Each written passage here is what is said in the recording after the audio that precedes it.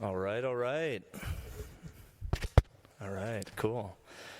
Welcome, everybody, to the November 13th, 2024 City of Edina Planning Commission meeting. On behalf of the rest of the commission, we're excited you're here, whether it's in person or tuning in remotely. Your curiosity, your participation, your feedback is vital as we navigate change together here in Edina, specifically regarding the ways in which we'd like to use our land. So we have two public hearings tonight. As before any public hearings, we welcome community feedback and engagement, primarily captured through our engagement website, www.bettertogetheredina.org. If you haven't heard of it, tune into there. That's where you can find other proposals, ones that have been approved. There's now a map that kind of shows geographically where change is occurring. And you can line it up with where you live, work, and play too. It's kind of nice. So we commit to receiving your feedback. If you send an email or if it came through the website, it gets to us, and we consider that tonight before we make any recommendations. What you can expect tonight, I'll just run through the agenda as we'll call the meeting to order. There'll be a roll call. We'll approve the agenda for tonight and the prior meeting's minutes. Then we have our community comment period, which is your chance to speak about a matter not on tonight's agenda. That's for those who are just here in person. After that, we have our two public hearings, and I'll go through in more detail the specific agenda for each of those in the process so you know what to expect. After that, we have chair and member comments, staff comments, and then we adjourn.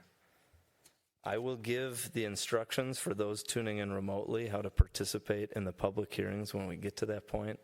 No need to be waiting in the queue right now. Without further ado, let's call this meeting to order.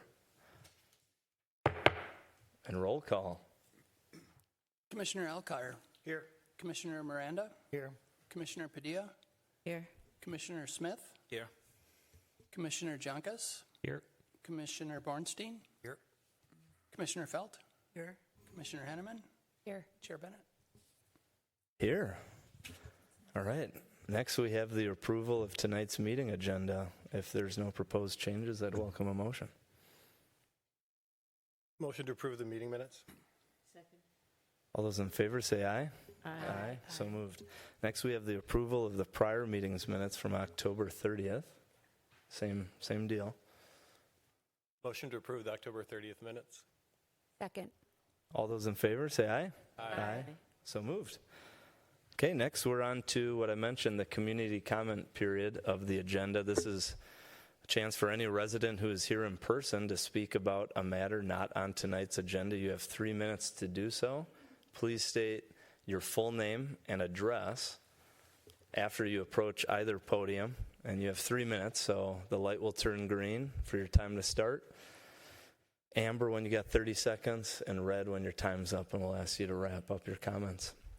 Is anyone here that would like to participate in community comment? Please come forward. Seeing none, we will close that portion of our agenda and move right to our public hearings. So we have two. The first one is for 5605 McGuire Road. There's a variance request at play. As with any public hearing, what you can expect is an applicant, either a resident or a developer, puts in for a formal application to do something not currently allowed by our laws in Edina. And what happens is staff will review that, consult all the different commissions and departments, put together a staff report with a bunch of findings, and then what you see tonight is a presentation based off of that report presented by staff. The Planning Commission will then have some back and forth questions, answers, comments. Then we open it to the applicant to do the same, provide their own presentation if they'd like to do so, but more importantly, stand for questions. After that, we open it to our public hearing, and similar to the community comment, you'd have 3 minutes to testify about the matter. But we also open that opportunity to those tuning in remotely. And so for those who are tuning in remotely, I'd like you to just please call the following number, and you can get in the queue and then just wait till it's your time. But the number is 312-535-8110, and enter access code 2633-784-7383, and then the password is 5454. And come this point in the meeting, we'll ask you to press *3 on your keypad to jump in the queue to speak, but right now you can hold on. After the public hearing closes, then we bring it back to the commission where we deliberate and make a recommendation for approval or denial. And without further ado, Planner Acker, take it away. Thank you. Chair, members of the Planning Commission, the request is for a 2.8%, 627.5 square foot variance from the 50% maximum impervious surface at 5605 McGuire Road. The subject property is located along McGuire Road, is located right here. The 22,581 square foot property is located south of McGuire Road, is immediately adjacent to single-family homes, and has a shared asphalt driveway along the south side of the property. In fact, it goes all the way out to Tracy, so it goes along the back of quite a few of the homes. The maximum impervious surface coverage allowed in the R1 zoning district is 50% of the lot area. The current property has 11,258 square feet of surface coverage for a total of 49.9%. The homeowner is proposing to increase surface coverage by 660 square feet, totaling 11,918 square feet of coverage, or 52.8% of the lot area. So this is the front of the house. The house fronts McGuire. You can see that it accesses off of McGuire as well. The driveway comes off of McGuire, and the garage doors face McGuire. This is the back driveway area as you are coming from Tracy. This would be the back of the house. The backyard currently has a shed, an in-ground pool, patio, area around the pool, a deck. Here's another photo of the back of the house. Continuing on, this is the house that's adjacent directly to the east, and that house has a driveway that accesses onto that shared driveway. And then across from that house is another house that has access off or onto that driveway. And the front of that house faces the opposite direction. And then looking towards Tracy or to the west, you can see there's one more access point on that shared driveway access. And that's this property here. The front of the house faces the opposite direction. So the subject property currently has an in-ground pool, patio, shed, deck. Hard surface area is the driveway area adjacent to the side of the garage, and then also sidewalk. And this you can see a little closer aerial view of that. This is the area that's proposed for improvement, and it is a little deceptive. The photographs, I think, help you appreciate that the lot is much larger than what you see that is within that backyard area that is inside of that fence. Most of the lot, there's additional lot area that goes beyond the fence over the drive area and then actually on the other side of the driveway. So all of this area is included in the lot.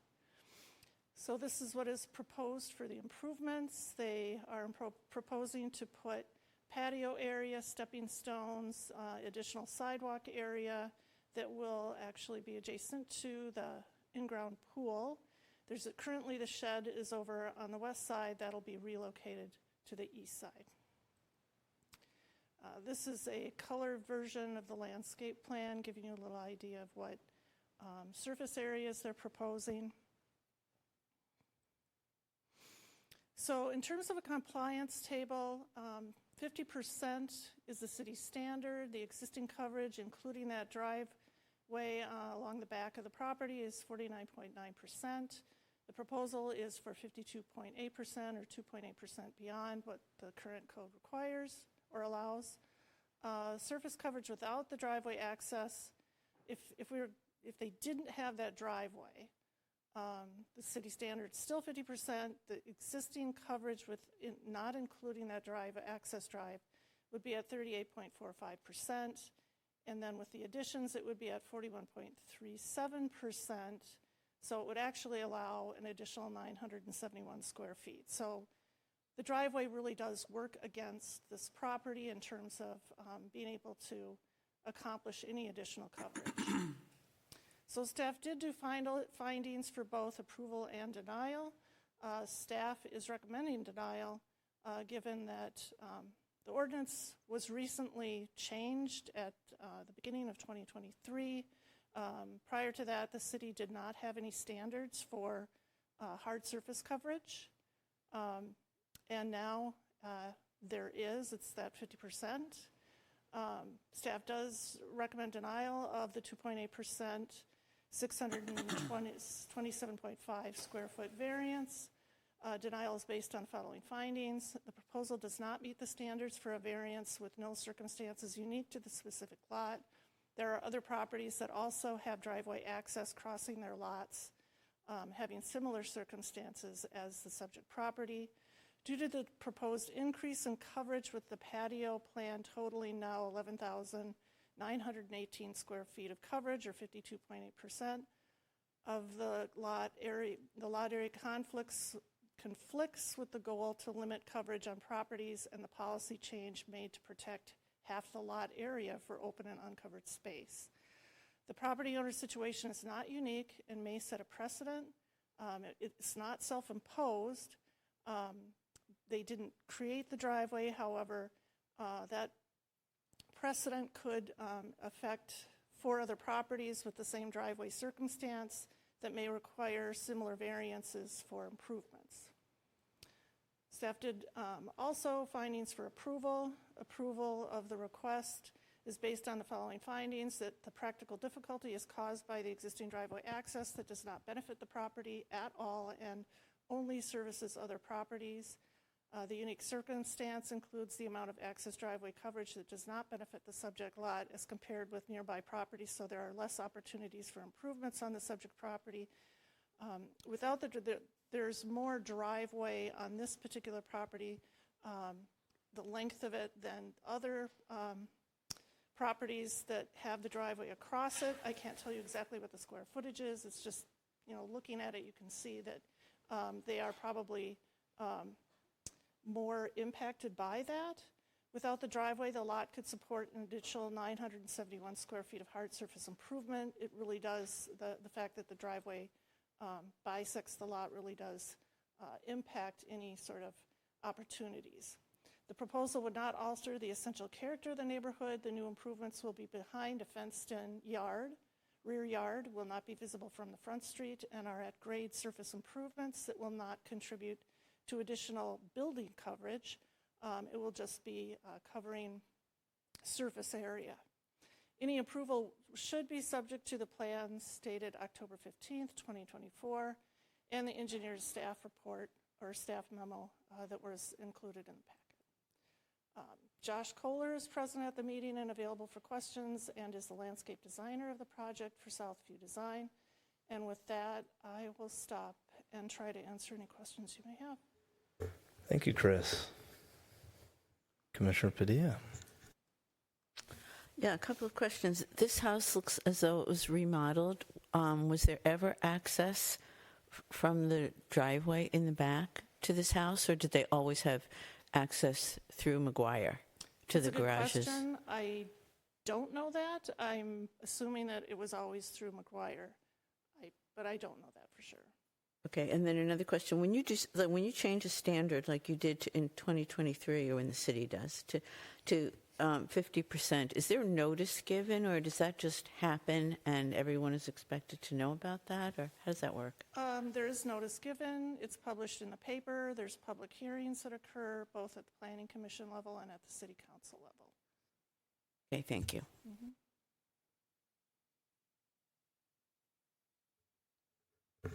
Commissioner Hanneman. You mentioned in the staff report that there may be creating a precedent.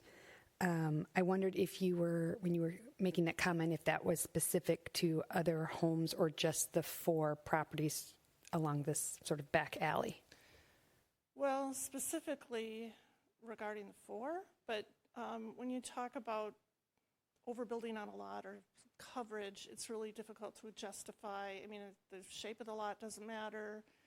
The location of whatever it is doesn't matter. It's just a percentage of the lot, and it's very difficult to try to justify one percentage over another. And do you have any history on how that alley, for lack of a better word, sort of came to be? Because it seems like it's not everybody who uses that as the access to their home. Yeah, actually very few that are adjacent to it because there's a lot of fencing off. It's a private drive. I never knew it was there, and it's been there for, I don't know, longer than I've been here. And I'm assuming when some of the property was developed after subdivision, but it has to be a private easement agreement that would be recorded with the county. It's not anything that the city has any record of in terms of How it came to be. an easement agreement. So. All right, thanks. Mm-hmm.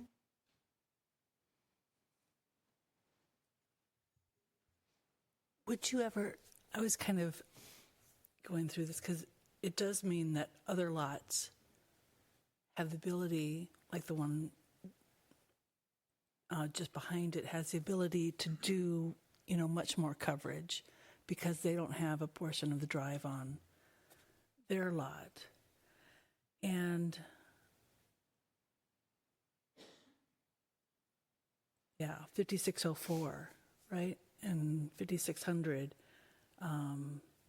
because that's totally outside their lot lines, they don't have that kind of negative piece on their lots. Would you ever consider just apportioning, splitting the area of that road up among those 10 houses that are along it? Because the reason I'm asking is because on some, for constructing this deck and patio, it would be very easy to kind of use that alley for construction access and take out down a portion of a fence so they will get some benefit from using that road. And it doesn't seem fair to kind of take all that road off of this lot. So I'm wondering if you would ever consider doing a precedent, like just dividing the total area up among those.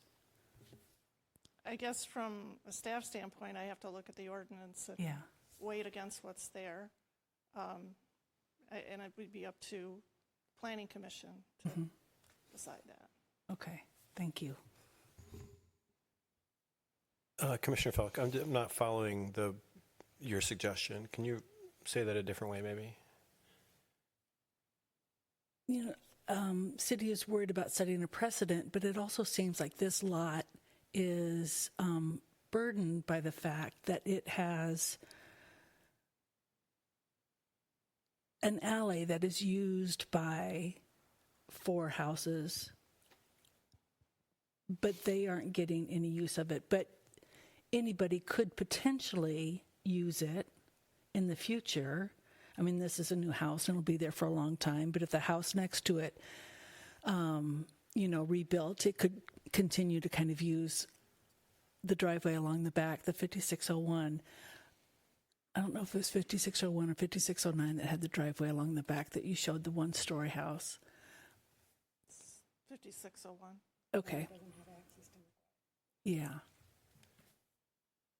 But it could have access to McGuire, because I looked on the right, it has, but it'd be, yeah.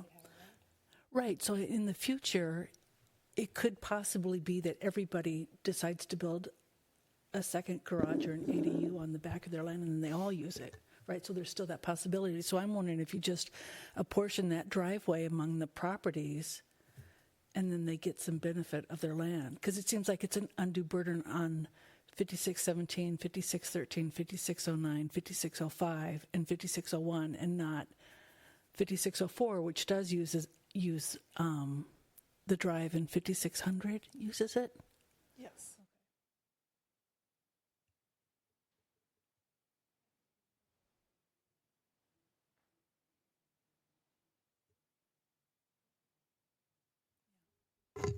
And again, we don't have a copy of the cross easement agreement or the access agreement. Yeah. I don't know who has legal access to this private drive. Right. I don't know if, And I can ask the yeah. client, that question too. But it just feels like it would be more fair. And also the 50% is like an overall average. I mean, we want each property to abide by that. But if two properties essentially abide by the 50%, one is at 49 and the other is at 51, it's still a conglomerate of 50. Does that make sense? It just so make sure I'm tracking. So it looks like 5604 or whatever street that is to the south is using the shared alley. So would they get part of it too?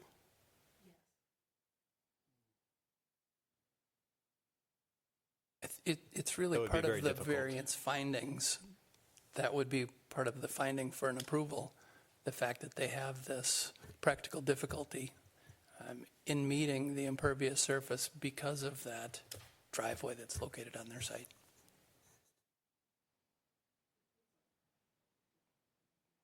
I see what you mean, yeah. So you're not actually talking about trading land, say, between 5605 and 5604. You're just say reflect that in our decision today. Got it, thank you. Commissioner Miranda. So the impervious surface regulations were based on a study done in Morningside, right?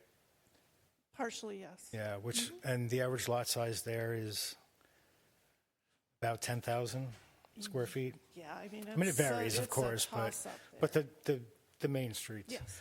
And this is how big is this lot? It is 22,581 square feet. It's a large lot. Oh, it's twice the size. Okay, thank you.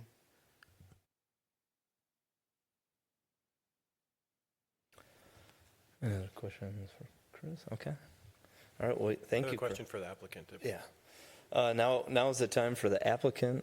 If there's a separate presentation, or if you can just stand for questions, introduce yourself, name and address. You're good, right? You're good up front.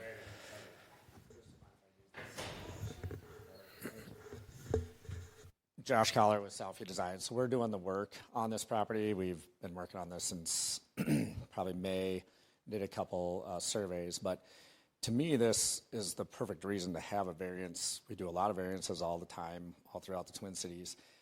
And this particular lot is very much subject to something that they don't use. This driveway is being accessed by two houses, 5601 and 5600 are the only two that need this driveway to get there.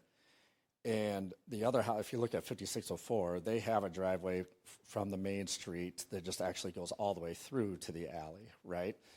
And so my clients, what we're trying to do is just put a small patio in there. At the beginning we said, well, we could easily just cut, 600 square foot out of this driveway that is on your property that you don't use. Let's just cut that out of there, and then we won't even have to be here at this meeting. The driveway is obviously quite a bit larger than this little patio that we're putting in, or this driveway, and it's all on their property. But the homeowners didn't want to do that. They said, well, I want to, we love our neighbors, we want to make sure they're the ones that need this driveway. They maintain it, they shovel it.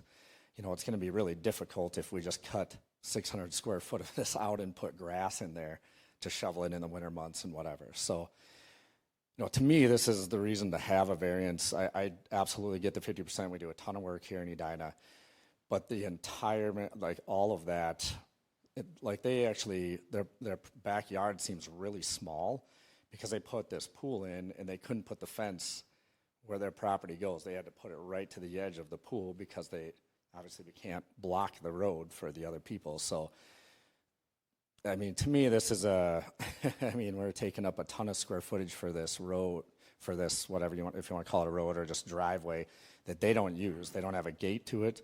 They don't access it whatsoever. So, I mean, again, we've discussed just taking a section of it out or taking the whole piece of it out and then just driving over grass to get to those other two properties. They just don't want to do that for their neighbors, right? So I don't know. It's just kind of a goofy situation of all the variances that we do every year. I kind of felt like this was the one that made the most sense for a reason to do it. So I don't know. That's kind of, and I went through a few different things too, just going through this. Even if and I've got the survey here, even if we cut their property off, and I'm not saying to do this, but if they sold their property at where the fence goes and just cut that off and sold it to the neighbors behind them, let's just say, and you ended their property, their square footage right at where their fence is, so before that road even happens, we would be under 50%. Even if we just eliminated that amount of square footage and got rid of, because the whole thing is hardcover right there. So it's just kind of a goofy situation. It doesn't make sense to me. And again, they want to be very cordial with all their neighbors. They don't want to cut out this little asphalt section so that they can do a patio. But that's kind of the next step. And we weren't even going to use this road for construction. In fact, that's kind of who these people are. They're like, well, I don't want to damage the road if we're going to have equipment and stuff in there. So we actually proposed doing this project all by hand and coming in from the front. So because they don't use that road at all. So they're very, what I want to say, they're very conscious of making sure that they don't, being friendly to everybody in the neighborhood. So it's just kind of a goofy situation. It doesn't, I don't know. That's kind of what we've got going on. So there's, two things. We could cut a section out and make it under 50% real easy. We could cut the whole thing out and make the property under 50%. Or if we didn't even for the variance, didn't even count that whole square footage of their property, took the whole property away and the hard cover of that road away, we would be under 50%. Thank you very much. You said you had a question, Commissioner Elkin? Yeah, just a couple. Thanks for coming in tonight. Yep. Is there an easement? The easement, I've got another survey here if you want. No, the easement that they have is just, again, a typical 5-foot easement from the back. Can I use your mouse? It's like back. So the easement is actually off of their property line, 5 foot towards the road. So it's just a utility easement per the survey. That's pretty interesting. Did the owners consider three things? 1, reducing impermeable on the north side of the house. 2, reducing the impermeable on the west side of the house. And 4, reducing the impermeable on the pool deck on the southeast part of the house. And whatever I'm up to, 4, I think, getting rid of the shed. Seems like you could find 600 square feet there. Yeah, so the shed is kind of where they put the pool equipment stuff. It's a portable shed. I mean, it sits on a I don't even think it's on a slab. I think it's just on a Class 5 base or whatever. So So we were just going to move that because they kind of put a lot of their pool toys and whatever in that. The pool deck's actually not very large. It might look a little deceiving on this, but if you walk it, once you start getting any little bit of furniture on there or a grill on there whatsoever, there's not much room on there. You've got a walkway going around the far end of it towards the alley and towards where the existing shed is now, and a little bump up. By the time if you were to put in a lot of furniture on there, it gets pretty tight. And so the reason this area where they're looking at doing this, it's kind of shady with some of the trees and whatnot. It's just kind of mucky underneath there, and they wanted an area for the adults to get away from the pool when the kids are jumping in and swimming. So again, at the very beginning, we were just, I just proposed, well, it's on your property. Let's just cut some of that driveway. Actually, I don't remember how big it is, 2,000 some square feet or whatever it is. And they just said, well, I feel bad if we did that because other people tend to use the road. So. All right, thank you. Yep. As far as yeah. As far as you understand, there's no private easement in place from, Not anything that I know of, no. and usually that is like the onus on the surveyor to incorporate that into a that's certified nothing on- survey. and Chris had us get a whole new survey. They had a new survey done when they did the pool. I think it was 2 years ago. And then when we submitted this, we had another survey done as well.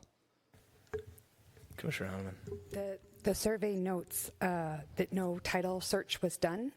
I don't think there was anything, and the homeowners didn't know of anything as well. So, Okay. and I don't think there's anything with the city either. Anything that we could find. Yeah. I guess I'm just curious. We have 10 homes here impacted by this road, sort of one way or another. The homes on the north side, they're all paying property taxes because that land is part of their parcel. Mm-hmm. And the beneficiaries are 5600 and 5601. But if 5605 doesn't have anything recorded against their title and wanted to make the road disappear because they grew up, woke up one morning and wanted to be bad neighbors, Yeah. 5601 and 5600 are then landlocked. They have no access to a public right-of-way. Is that correct? I was just out there again today because we've been working on this since May. I didn't pay. I think 5601, if they had to, they could get a driveway in to the other road. To McGuire? Yeah. 5600, I think, would be really difficult. I think it gets really steep right there. So I don't know if they would even be able to. And there's no existing curb cuts, There's so they no don't existing necessarily curb have cutter. a Nope. right to do that. That's correct. Yeah. So, to me, this seems like a problem just from life safety and security, that we have parcels that don't have protected rights for access for an ambulance or a fire truck. And I guess I don't know how as a city we handle that, but to your point, 5605 could reduce the width of that road. Oh, for sure. Yeah. And it would, if there's nothing recorded against title and there's no cross easement agreement, they would be, I think, I'm not a lawyer, but they would be within their right to do that. Mm-hmm. So I think whether we approve it or don't approve it, I think there should be some guidance that we don't create a precedent or a situation for these 10 homes in the future that could end up being negatively impacting other residents. Thanks. Commissioner Bornstein, you got something? Do you happen to know, I just can't tell from here, how wide that drive area is? Ooh, good question. I don't think I have a scale with me. Sorry. I want to say it's got to be close to 10 foot wide at least. Yeah, 10 to 12 foot wide. Okay.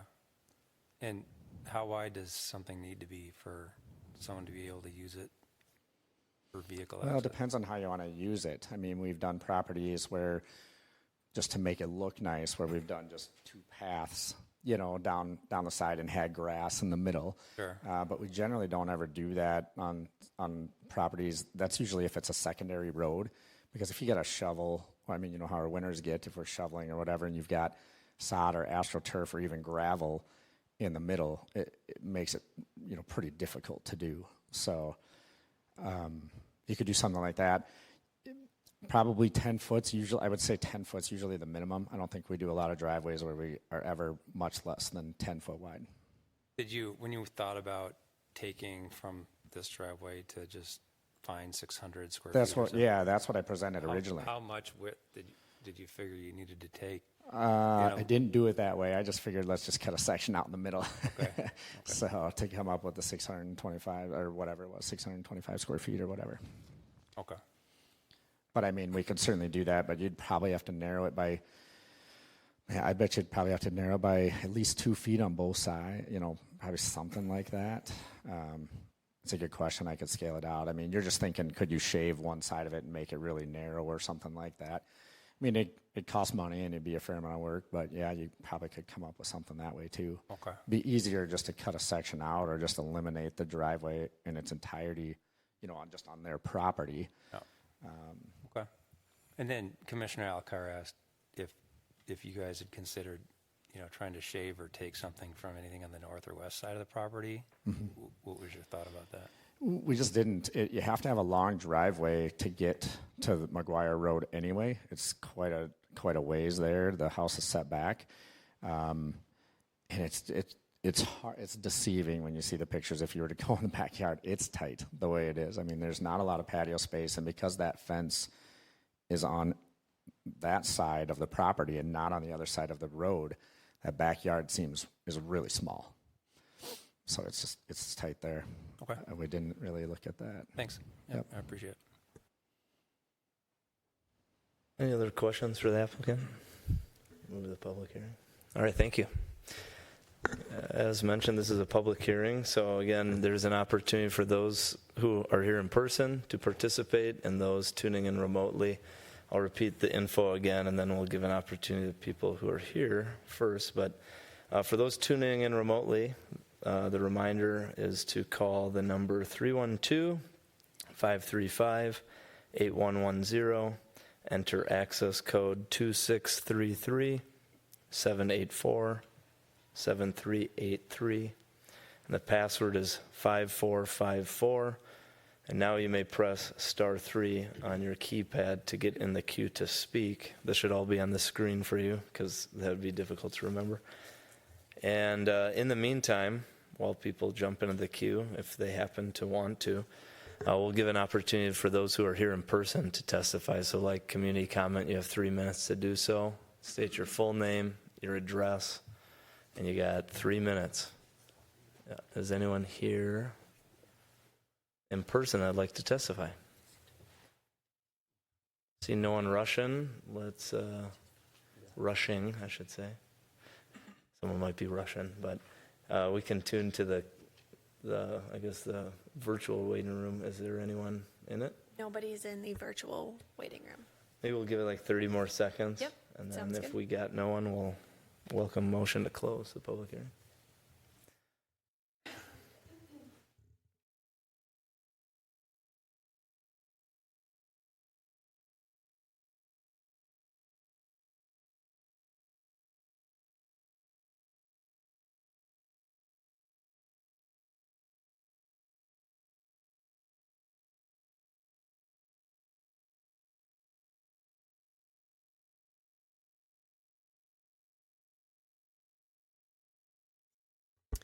Seeing nobody has joined, I think it's safe to proceed. We have a motion to close the public hearing. Move to close the public hearing? Second. All those in favor say aye. Aye. So moved. Public hearing's closed. And now it's back to the Planning Commission to deliberate. And maybe before we do so, I just have a quick question for staff, either Chris or Carrie. What would be the process for, say, these 11 houses to try to turn that driveway into an alley that's owned by the city?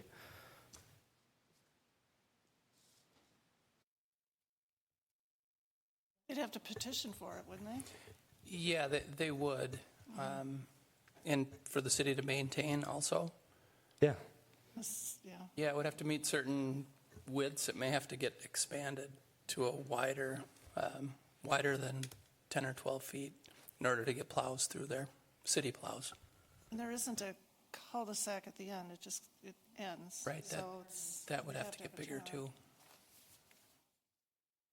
Yeah, certainly. Yeah, maybe it's just a city road, but yeah, just curious because most of the time we see things like this, a road behind houses, it's an alleyway that isn't owned by any of the property owners. So this is definitely unique for anything we typically see. So just curious. All right. I mean, for that reason, I'm really uncomfortable kind of voting because it feels like we don't know fully the extent of the situation of who has rights to that. And, you know, I'm sympathetic to the landowner that if it wasn't part of their property, they wouldn't have to be here. But it is part of their property for, it appears, benefits of others, but that's not recorded. So they aren't obligated to, I mean, I just feel like it's a messy situation, and to make a decision about such a small amount of land that if circumstances were clearer, we may not even have had to make a decision. I don't know how other commissioners feel. How do other commissioners feel? Commissioner Felt, yeah, let's just go down the line. I agree with Commissioner Hahnemann. I think it's a messy situation. I think there probably should be an agreement among the neighbors because there could be some tough times.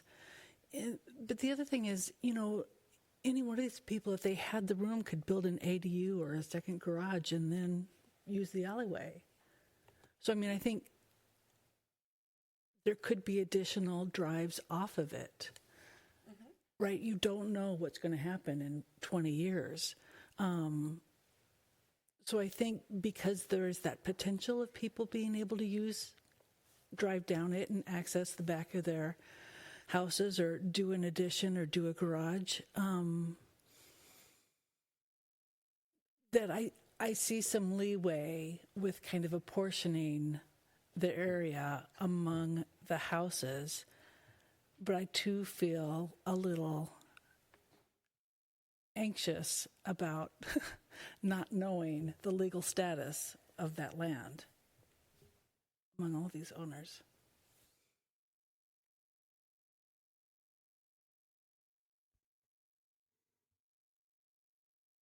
Yeah, I don't, we get a lot of these overbuild patio type of requests. I think this is the third one we've had in the last year, maybe. Is that right? The first one was a guy, folks in Morningside here had kind of done this, built a nice home, had a nice backyard space that had been paved at a large driveway, and then wanted to add a patio and go beyond the limits, and that variance was denied because it was an elective project that didn't need to be done. And then there was another one recently somewhere in the southern part of Edina. Someone wanted to build a hardscape patio closer to the lake, and that was also going to exceed, I think, some coverage requirements after building a nice, beautiful new home and covering the lot in other ways that benefited them, and we denied that as not meeting the variance requirements. And this seems similar to me. I know there's always a wrinkle. There's always a wrinkle. It's the lake or it's the shared driveway or something, and there's always a little bit of a wrinkle. But from a precedent perspective, I think this commission's been pretty consistent that when it's just an elective project like wanting to build a bigger patio, we find those situations to not meet the criteria for a variance.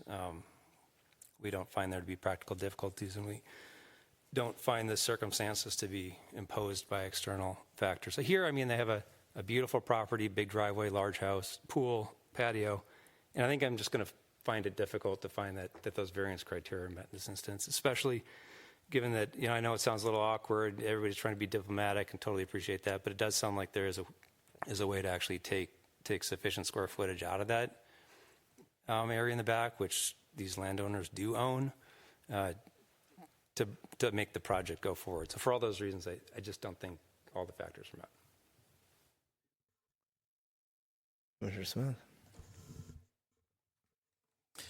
Sure, this is an interesting setup for sure, no doubts about it.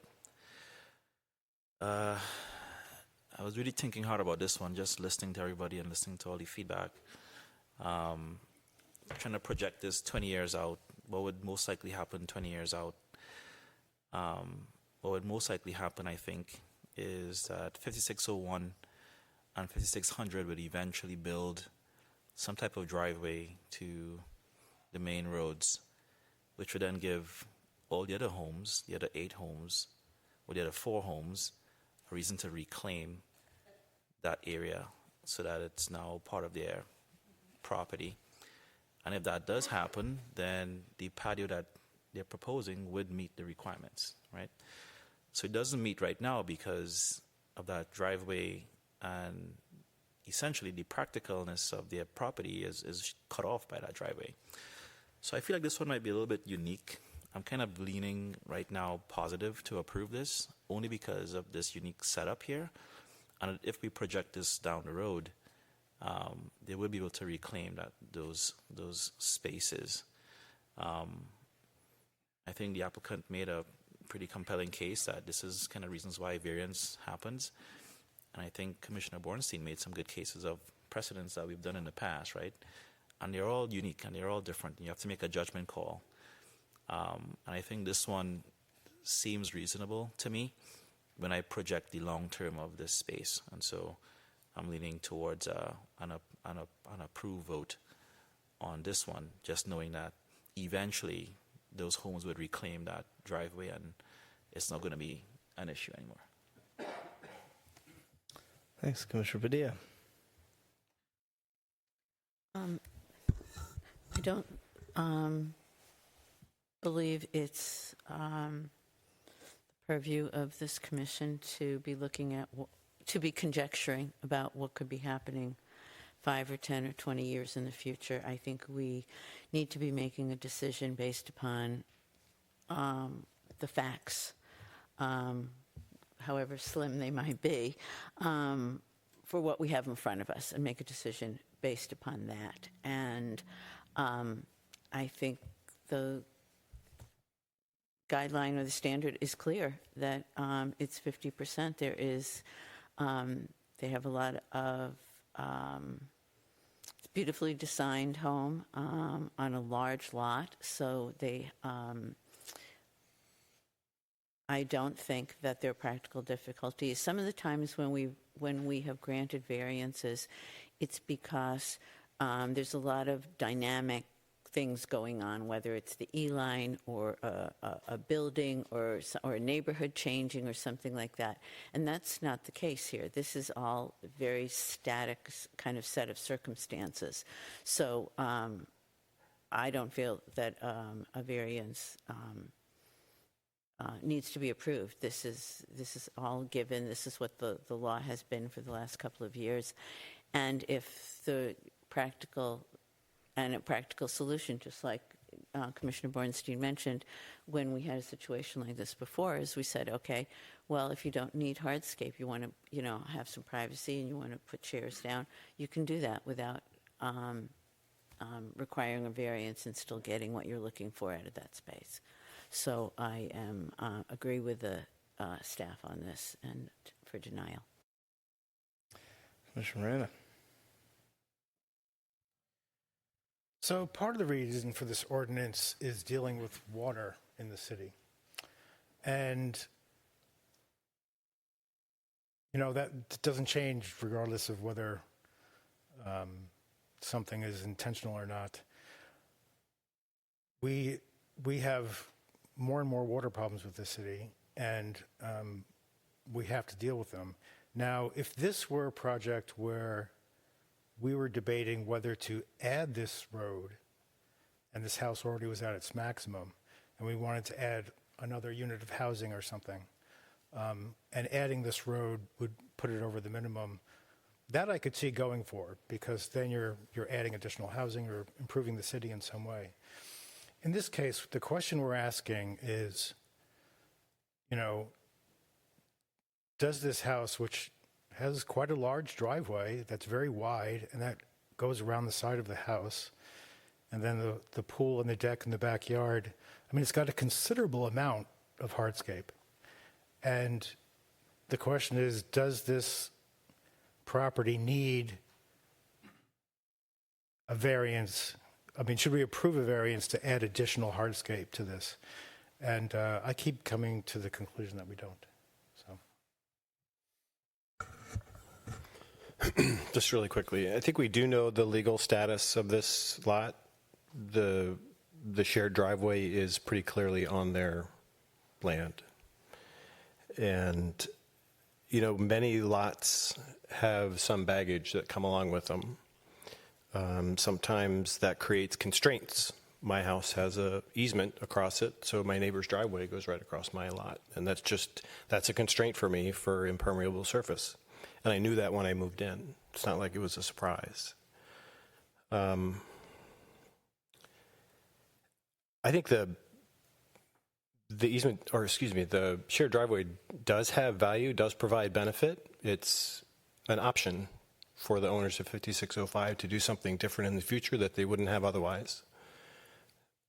To Commissioner Felt's point about an ADU, if they chose to do that someday, that'd be a great way to access. And they couldn't do that way if the driveway wasn't there. So it has some value, whether or not it's being taken advantage of today. And finally, But I just think there are so many options available to the applicant to find 600 square feet, take a foot off the alley, take some more off the massive amount of concrete on the north and the west and on the deck, find another place to put the pool toys instead of the shed. And I can't believe you couldn't find a way to get to 600. That's my 2 cents. So I'm leaning against.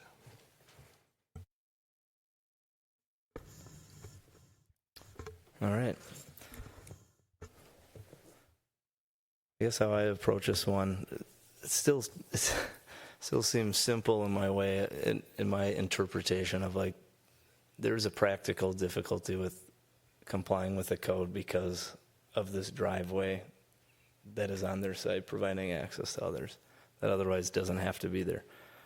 So could we require them to take out a section of it, or could they elect to do that and then comply? Sure.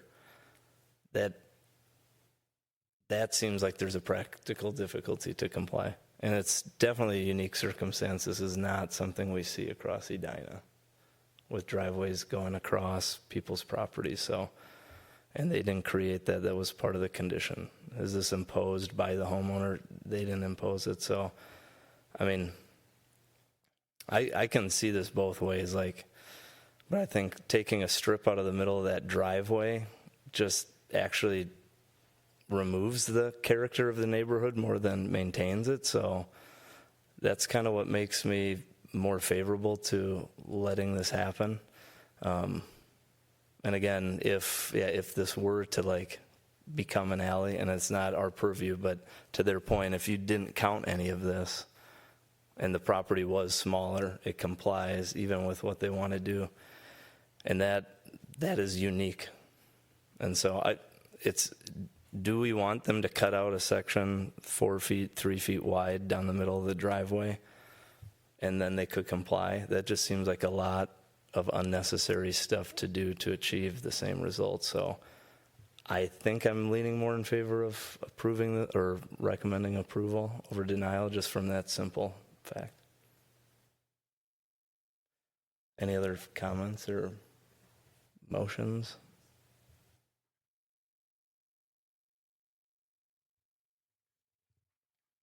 I'm not sure which way to go, but I can start a motion and see what happens. Motion to deny the variance request for 5605 McGuire Road. Second. Let's just do a roll call vote for this one. Commissioner Alcar, Aye. Commissioner Miranda. Aye. So just to be clear, aye is voting to deny. Correct. Commissioner Padilla, Aye. Commissioner Smith, Nay. Commissioner Bornstein, Aye. Commissioner Felt, Aye. Commissioner Hanneman, Nay. Chair Bennett. Nay. So that is 5 in favor, 3 opposed. So the motion has been denied. So good luck on next steps, and wish you the best. On to our next public hearing. Can I make a comment before Sure. we move on? Yep. I'm just considering what would have made me vote differently. And one of the things that might have made me vote, or that likely would have made me vote differently, is if the applicant had made an effort to get to the number. For example, I might have perceived the application differently if they'd come up with 100 square feet here and 100 square feet there by making some compromises and choices on their existing infrastructure, and said, wow, we tried hard, but we're still a couple 100 square feet short. That would have made me think differently about it, for what it's worth. Can I add a comment too? Sure. I think if that alley was clear, if there was an agreement and some understanding about that alley, that would make a difference for me as well. All right. Planner Teague, take it away with the next public hearing. Thank you, Chair, members of the Commission. This is a site the vast majority of you are pretty familiar with. This will be the third comprehensive plan amendment proposed here in the last 3 years. So the site is in the northwest quarter of the city on Vernon Avenue, just west of Highwood Drive. It's the old Keys Auto Repair, and it was a gas station at one time. Some of those previous requests, we did have a restaurant proposed back in 2022, and a comp plan amendment to re-guide this to neighborhood node. That was denied, unanimously recommended for denial by the Planning Commission, and the City Council denied it as well. Then last year, you recall the green drop proposal for the donation center. That again was recommended for denial by the Planning Commission and denied by the City Council. So this is a little bit smaller of a restaurant this time. So here's a look at the existing building. So the issue that we've struggled with on this one is that it's guided in the comprehensive plan for medium density residential. That designation goes back to 1980. Likely was added because of the medium density residential uses to the west. However, the site has been zoned for well over 50 years for commercial uses. PCD 4, Planned Commercial District. That would allow gas stations, car washes, and auto repair. So the proposal before you this evening is to remodel and expand the building for Station Pizza. The total square footage of the building with the expansion would be 1,600 square feet, and there would be a 20-seat restaurant inside for indoor dining, and there would be takeout and delivery.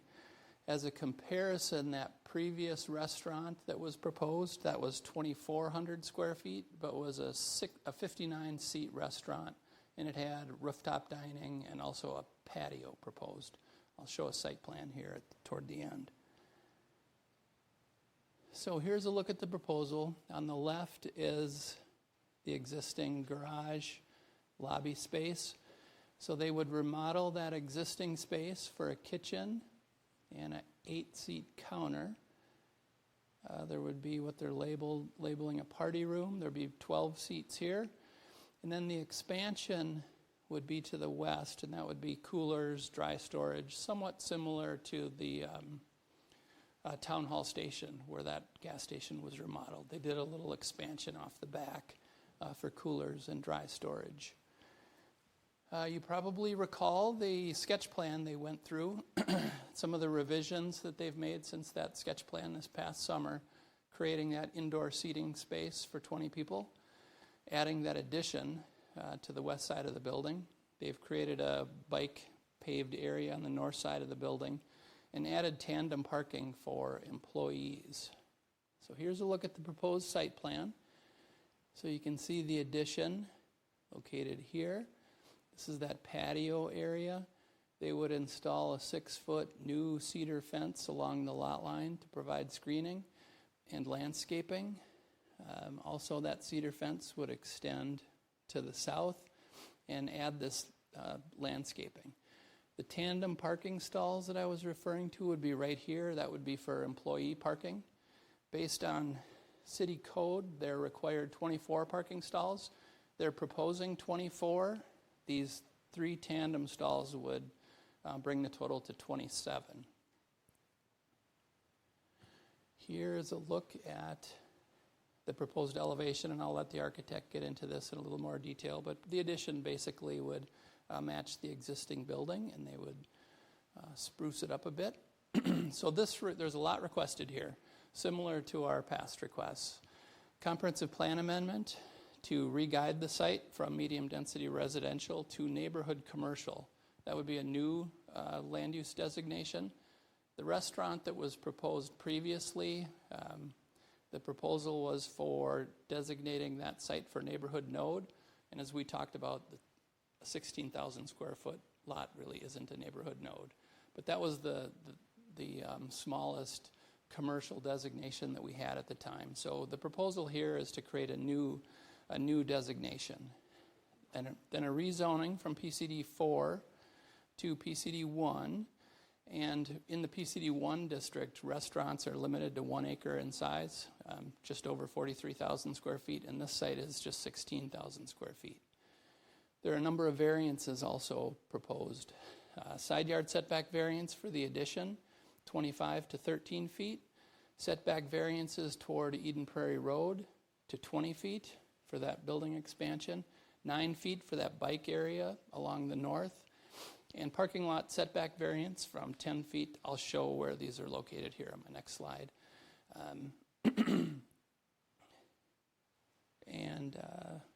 Well, we'll just skip to the next slide. So the parking, the existing pavement is located here. So they would just resurface this area, but they would expand in order to get this extra parking space here. So this is that 0-foot variance that's requested along the north lot line. The 9-foot setback for this bike rack area.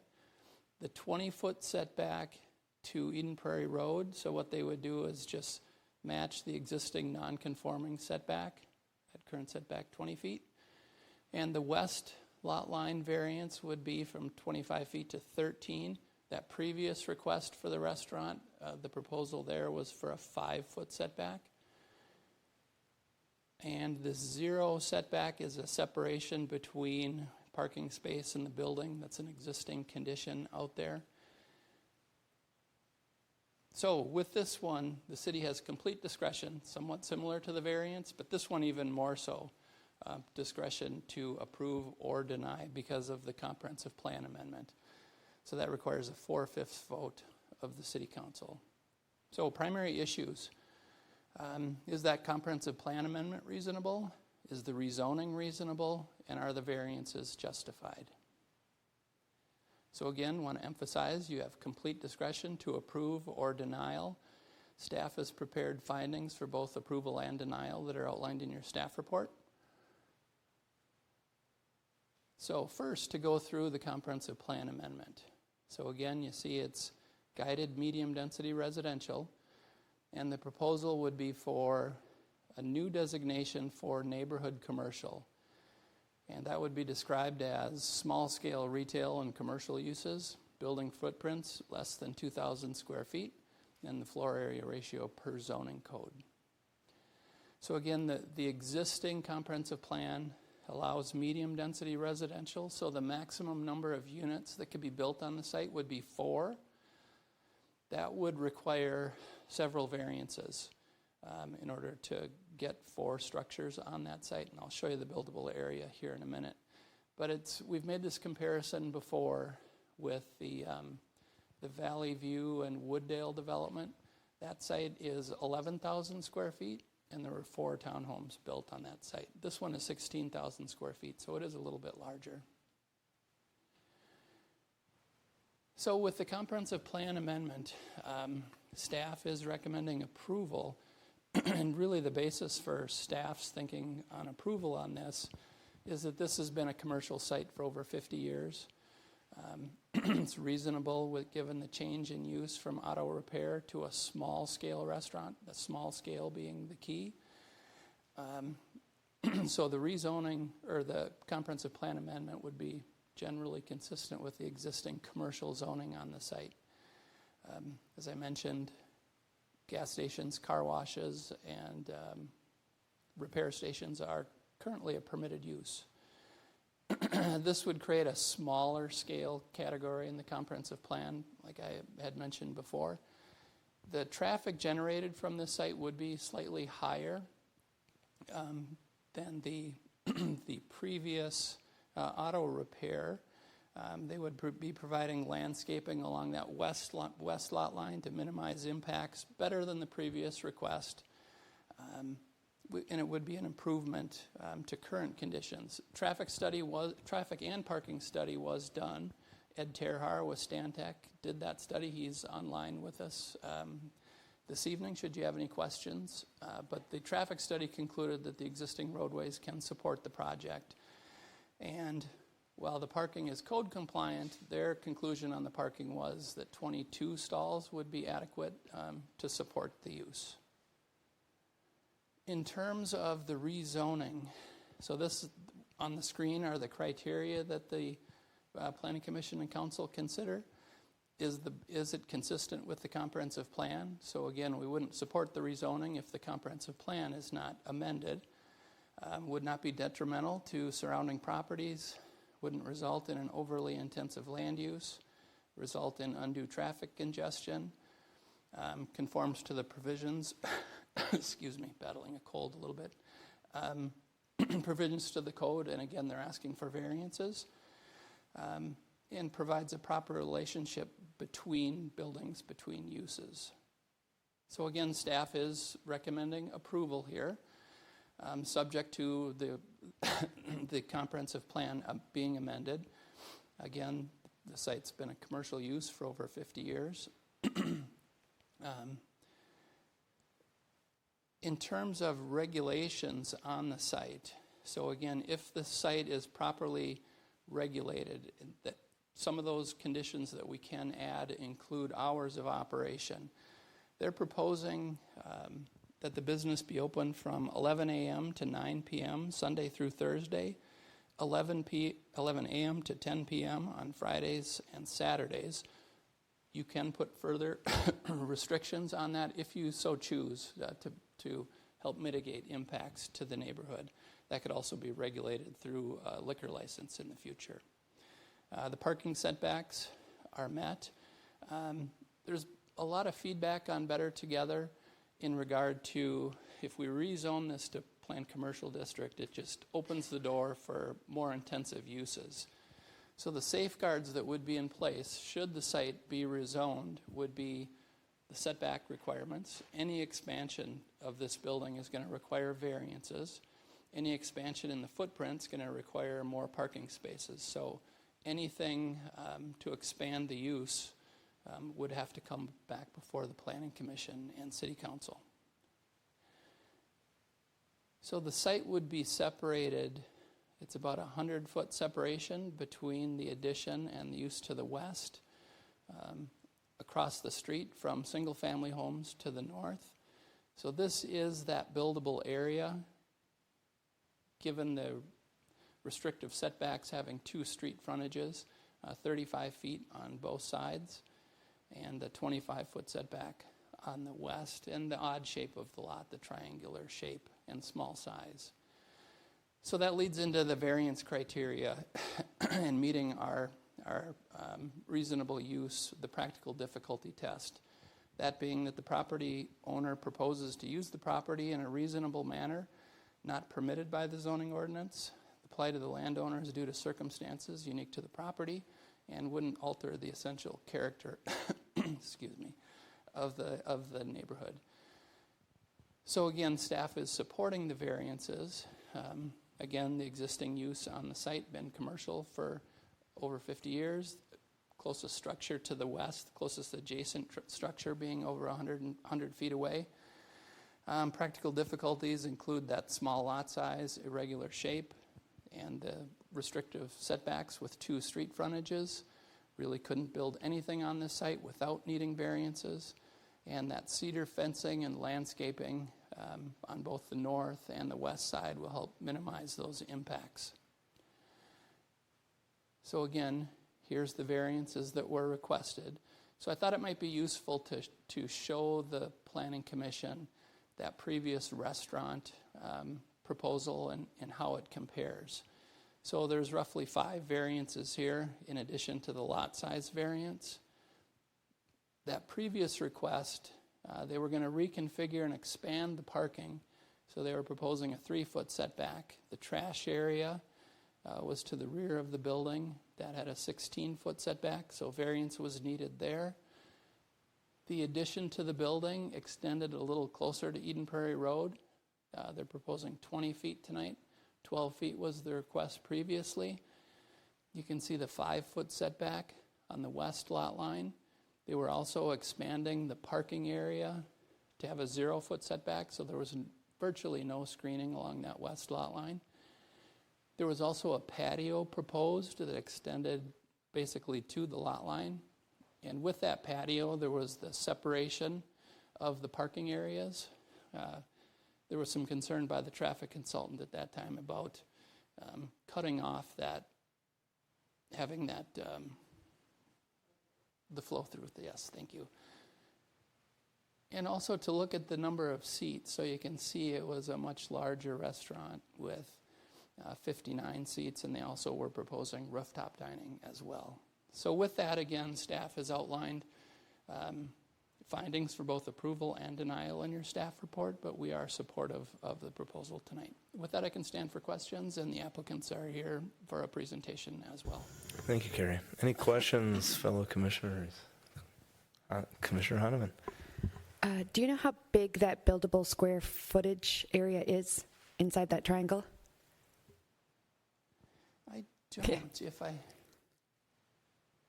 it's probably about the size of the existing footprint of that building. So 1,200 square feet or something, feet, roughly. for a floor plate. And can you compare, for our edification, the setback variances on this site versus the Valley View site? Are they somewhat similar? There were setbacks, I believe, on all sides on that one, and there were quite a few of them. I'd have to go back and take a look, but that one was kind of triangular shaped as well. Any other questions for Carrie? Yeah? Yeah, all right. I'm going to monopolize the microphone. Thank you, Mr. Teague. A couple of things. So there's a lot of concern in Better Together about the number of variances suggesting an improper use. So while we're on this chart here, it seems like any use would require a number of variances. Is that fair? I think that's fair. And in fact, the existing building, which we have become comfortable with over 50 years, would need variances on 3 out of 4 sides. Correct. Okay. On the comprehensive plan, if we change it to neighborhood commercial, and then somebody came along in 20 years and wanted to build townhouses, would we have to change it back in the comprehensive plan? Yes. Okay. On the patio space, or excuse me, on the bike racks on the north side, I noticed that has access to the kitchen as well as to the dining room. Hypothetically, if the owner decided to put a couple of tables out there, could he do that? Yeah, that was one of the first questions. I thought that was a patio when I first saw that. They have indicated that they don't intend to do that. That would be a reasonable condition that you could place on this, to say there would be no outside seating if you desire. Okay. And hypothetically, if we agreed to a patio there, would that change the parking? It would not. We don't include outdoor seating in the parking requirements. Okay. If someone wanted to build a 24-hour car wash using the existing building, could they do that? Using the existing building with no expansion, they could. Okay, so I could do that today? Yeah. Or tomorrow? Yep. It's probably too late today. Okay. Sidewalks. Can you just spend a few minutes talking about the sidewalk plan? Yeah, sorry I didn't touch on that. They're showing this along the curb. In the engineering memo, one of the conditions of approval would be to do a boulevard-style sidewalk there rather than that back of curb arrangement. It is in our sidewalk plan to have a sidewalk on that side, so while it may not connect to the west immediately, we would like to see that put in. If we were to proceed with this, does the fact of this project going ahead influence timing of adjacent sidewalk building? Potentially. It could. Yes, yeah. Okay. One more thing. I have a question for the traffic study consultant. Are you there?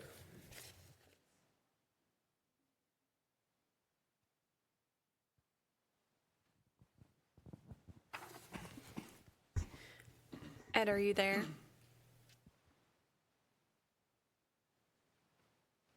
I I am here. Can you hear me?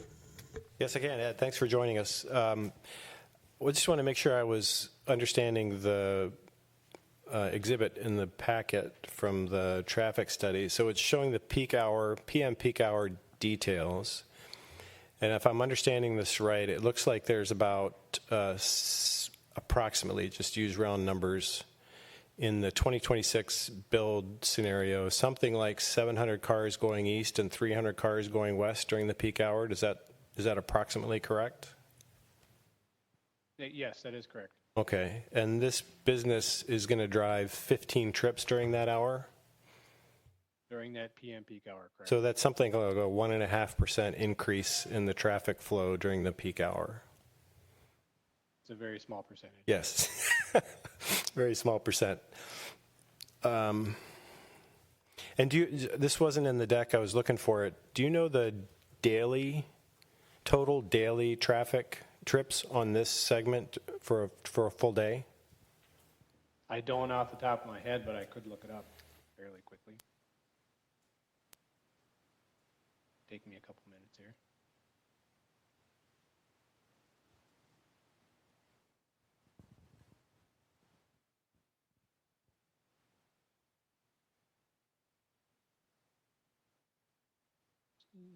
Park.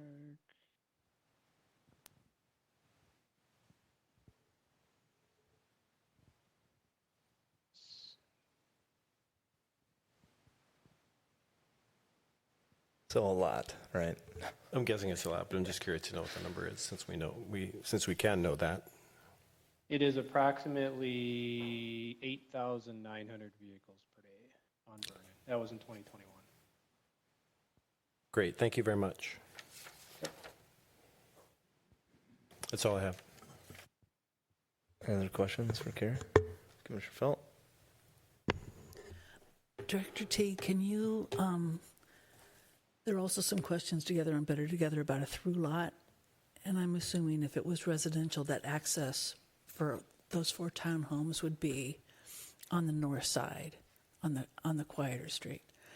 And, but for a commercial, you'd want those access on Vernon and not on the... Correct. Okay. And Keys has sat empty for a while now, right? In the time that has been in the comp plan as residential, have you had anybody reach out to you and talk about the possibilities? I have not. And we've never seen any sketch plans for... Nothing for residential. Yeah.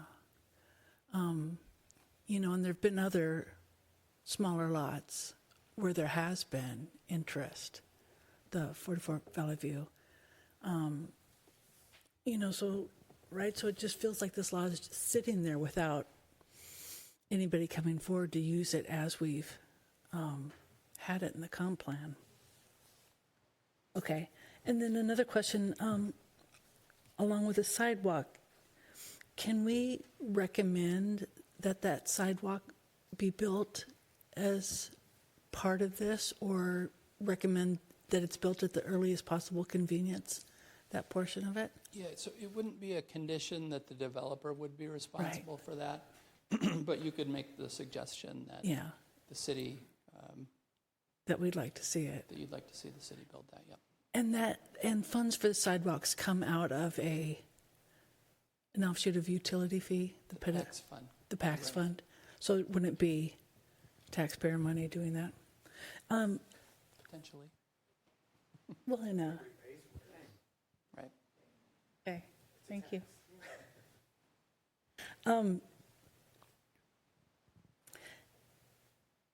And I also noticed on Better Together about people kind of suggesting that it be a park. And suggesting it would be a park, that would mean the city would have to purchase it. And that would... That's correct. Yeah. So it'd be tough to kind of recommend that, because I would be recommending... The city does not control the property, correct? Yeah. And there are, there's Bredesen Park there, there's Highland Park. There's Walnut Ridge. There's a Yancey Park. There's a lot of wonderful parks there already. There was one small property that a group of neighbors purchased and the city financed, and they're paying the city back over 20 years. I don't know if anybody wants to do this. This would be a pretty hefty. The park question seems like a tough lift for the city to do. Yeah, to compare that site to those resident, commercial property, probably 3 to 4 times the value. Okay. And another idea that was suggested to me was under its existing categorization, the PCD for the auto, could this lot be used as a electric charging station? Yes. In fact, we did have an inquiry about that. You did? Yeah, it was well over a year ago. Okay. But they decided not to pursue it. Okay. So it's a possibility, but only one question, and it's not the plan in front of us. Correct. So we're looking at this one. Okay. And you had talked about the small scale and kind of, this parking and these setbacks would be a condition of this, and nobody would be able to kind of add on to it without any existing variances.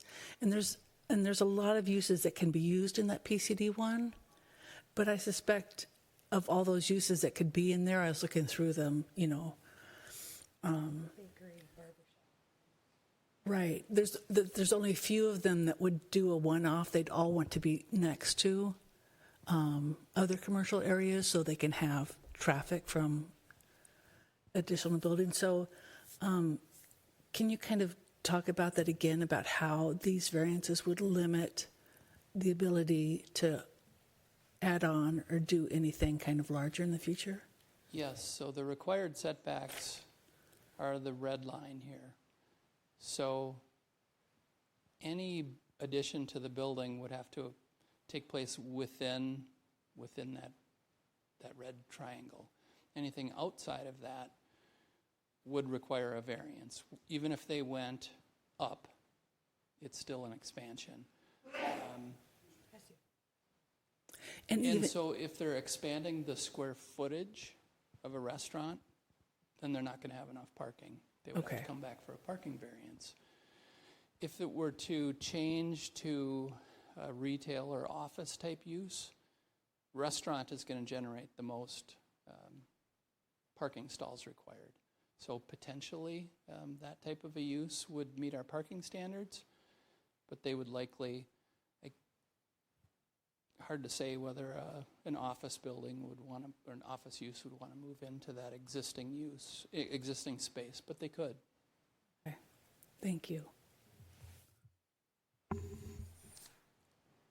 Some of the comments on Better Together talked about access onto Vernon since it's a county road, and that this already violates sort of best practices for a county road. And I guess if you can educate me on if this was to change in any way, I mean, if they want to move the curb cut even 2 feet, does that sort of take it off the table as an option?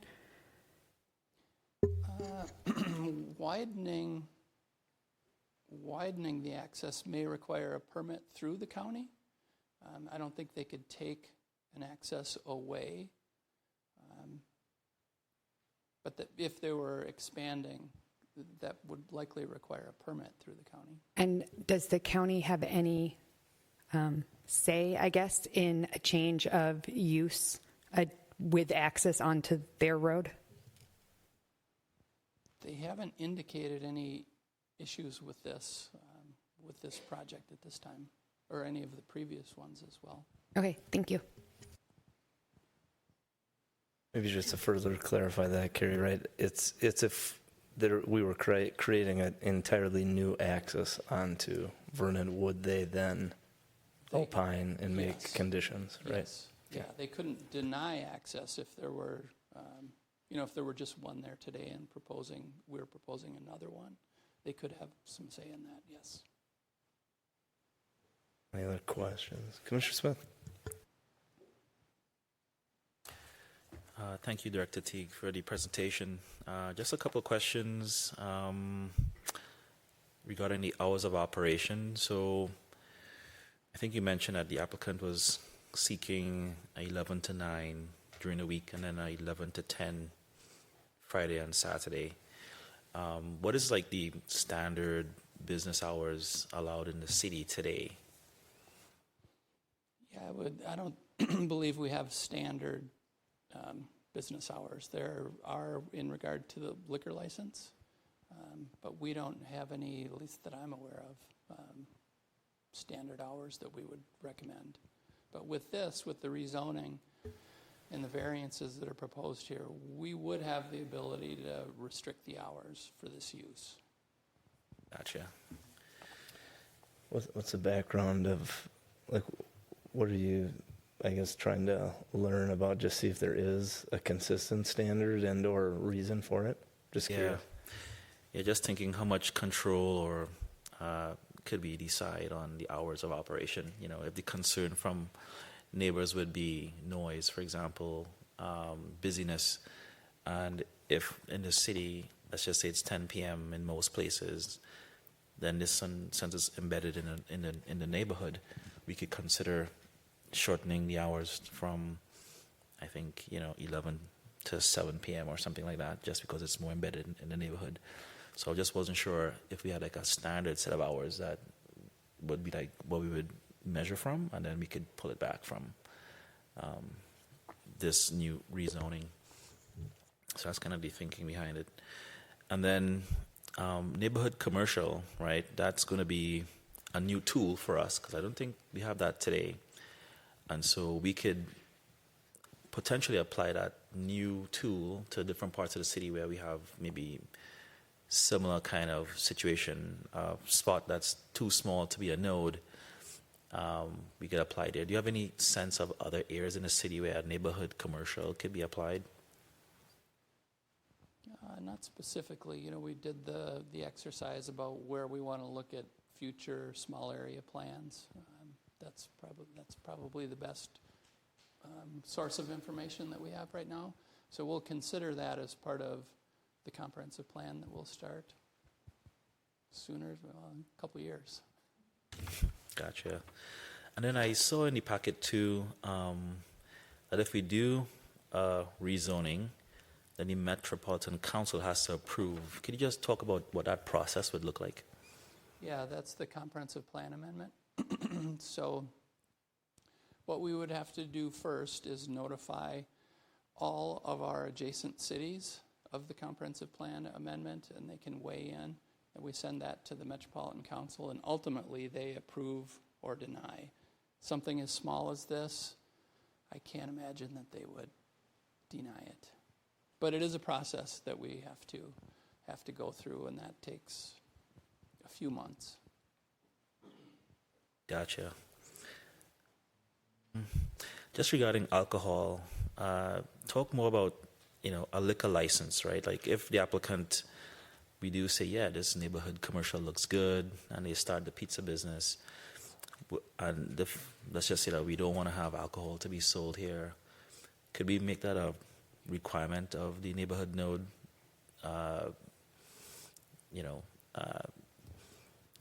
Criteria, and or could they apply for it separately and it could potentially be approved?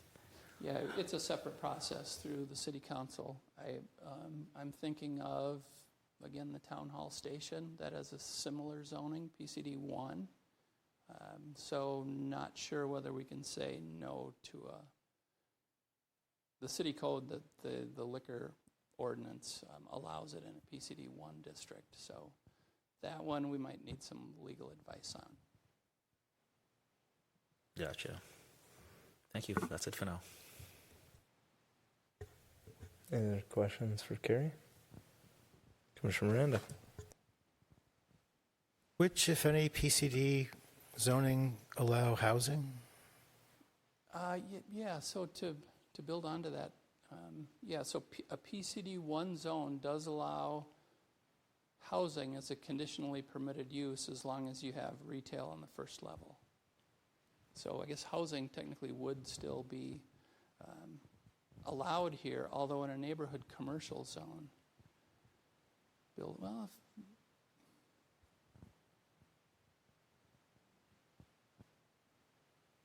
Well, they'd need a lot of variances because they'd need retail on the main level, and they'd need to park the housing above. So it would be a pretty tough one to. I'm just asking. Yeah. Thank you. Well, I guess thanks for asking. Any other questions? See, none. Well, thank you, Carrie. Welcome the applicant team forward to give a presentation, a rundown of what we're seeing tonight. And then also if you could just state your full name, address, and stand for questions after that. Hamer, I'm with Momentum Design Group, the architect who's working on the project with the applicant. So obviously you've seen this all before, you've discussed this all before. We were here this summer and had talked about these things. We really sort of took your feedback to heart.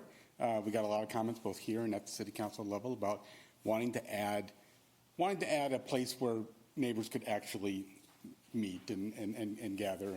And so we did, unlike the original proposal, or at least the proposal in the sketch plan, we did decide to add in some seats. Like I said, not our original comment, not our original proposal rather, but it is something I think gives that neighborhood sort of gathering space an opportunity to occur.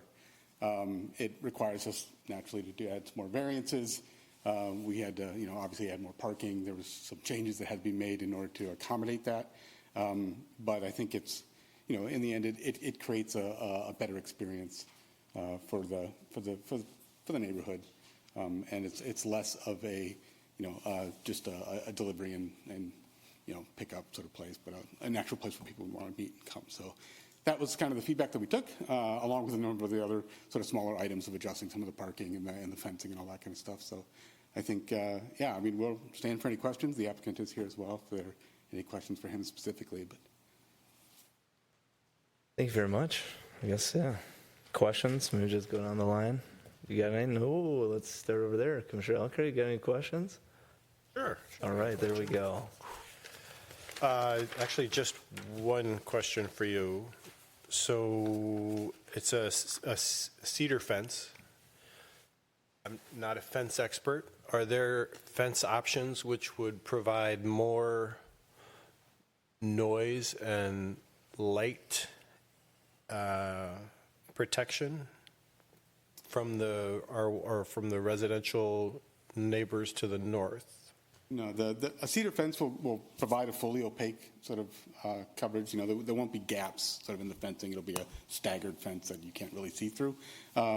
So it would be a fairly solid visual sort of penetration. In terms of the noise, the difference between a wood cedar fence and we could build a brick wall that was 6 feet tall there. It's not going to make as much difference in terms of the actual sort of audio sound crossing through that space. I mean, we don't have any outdoor patio seating.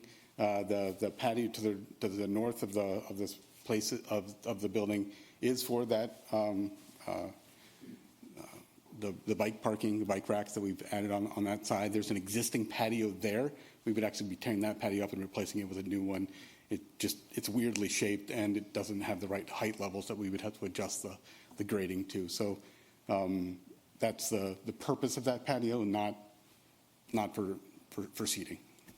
Okay, thanks. I was just reacting, I think, to the image where I can see the tree through the fence. So I wasn't sure how opaque it actually was, but it sounds like it's going to be perfectly opaque. The intent would be to be a fully opaque cedar fence. Yeah. Okay, thank you.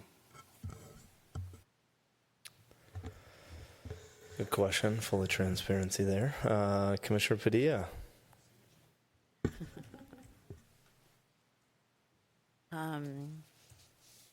Welcome again. Thank you. Just a couple questions. So let's see. There'll still be enough room for the trucks, the trash truck and the delivery truck, your Cisco or food, U.S. Foods to come in and, Yeah, we've maintained that flow. We've redirected it so it makes for a more consistent circular pattern. But yeah, there won't be any problems getting the trucks in there. and no thought, or you've dispensed with any thought about building up, even if it's not for seating, for storage? No longer consideration? No, we've never discussed building up. It doesn't really do much. It's not much use to us on the second level.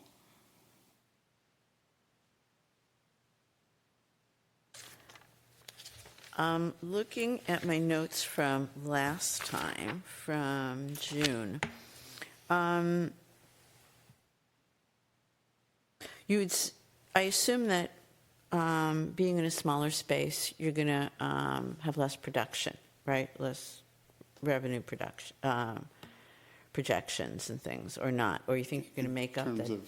Well, the real difference in terms of the plan is that the addition that we've added on the west side is larger now than it would have been if we had not added the seating on the inside. So essentially, the kitchen facilities remained the same as the previous plan, but we needed to make some adjustments in order to accommodate that seating area. So your production capability is the same. Correct. Your seating capacity is less. Well, the seating capacity is more now because previously there was zero seating capacity. Okay. Sorry. No, my mistake. So then you are anticipating, with the same production and more seating, fewer deliveries and pickups. Right. The actual seating is not very large. I mean, 20 people is not a very large number of people relative to the amount of deliveries and pickups that likely to occur here. So we don't really consider that to be a big effect on the overall production capacity of the restaurant. Okay, so you consider that to be negligible? It's negligible, yeah. I mean, obviously it has an effect, but it's not enough that they're concerned about it. And I had written down last time that in the Big Willow Park location, 80% of your business was at dinner and 20% was at lunch. And are you anticipating same thing? I would have to confirm with my client, but I believe that's what he said last time, and that would remain the truth.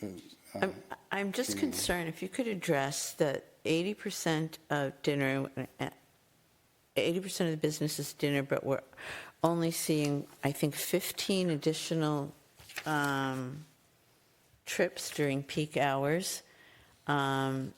If you could address if your business is not during peak hours, or how that kind of jives with the traffic study.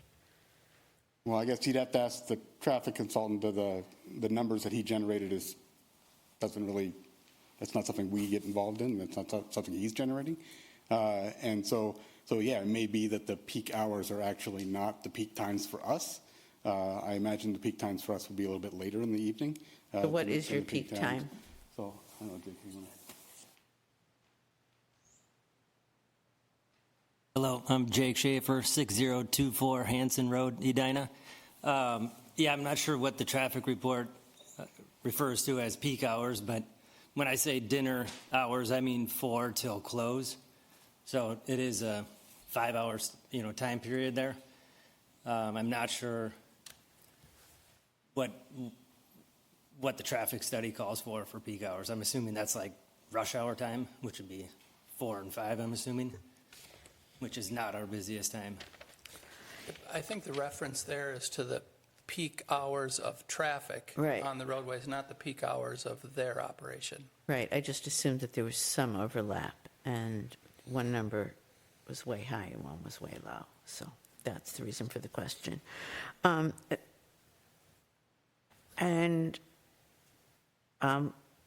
We talked about this last time too. You are not considering any kind of a pedestrian entrance in the front, in the gate, in the cedar gate in the back, or in the north. I mean, that was generally when we sort of started this process. The idea was to screen the property from the neighborhood to the back as much as possible. you can still walk around the sort of the, it's the long walk around the sharp corner of the triangle right now. But, I mean, it's not that we would be opposed to a gate there. It just, I think the idea was that we wanted to discourage sort of people from parking back in the neighborhood and walking onto the site more directly. Again, it's not from our standpoint, a cedar, putting a gate in a cedar fence would be acceptable if it was something you guys thought was useful and necessary. But to date, we haven't considered that. It seems less of a neighborhood place to go if you've got to walk the perimeter of the property. But that's just a comment. That's it. I appreciate your tenacity, though, coming back. Thanks. Any other questions for the... Is that a yes or a no? Yeah, okay, Commissioner Felt. Welcome back. Thank you. And thank you for listening to us last time and the city council and doing all the work you've done. You have one other existing restaurant. This is, I suppose, for the owner in Minnetonka. That's correct. And it's kind of a very similar situation to this one. There's a few more commercial properties, but it's kind of out on its own in a residential area. There's a small commercial node there, I would call it. And it's a larger footprint than this. Okay. And it's in an area where the lots are larger, it's a residential area. It's a county road and residential It's a residential area on Minnetonka Boulevard. Yeah. And how long have you operated that business? I think we're at 9 years here in January. 9 years? Okay. And that has been doing well enough that you want to expand in your backyard. Yep. Right. Can we talk about the landscaping plan a little bit? You've got a plan to kind of aggressively plant the edges? Yes. Mm-hmm. Yeah, the plan is to basically to plant and enhance what's already there in terms of that on the north side.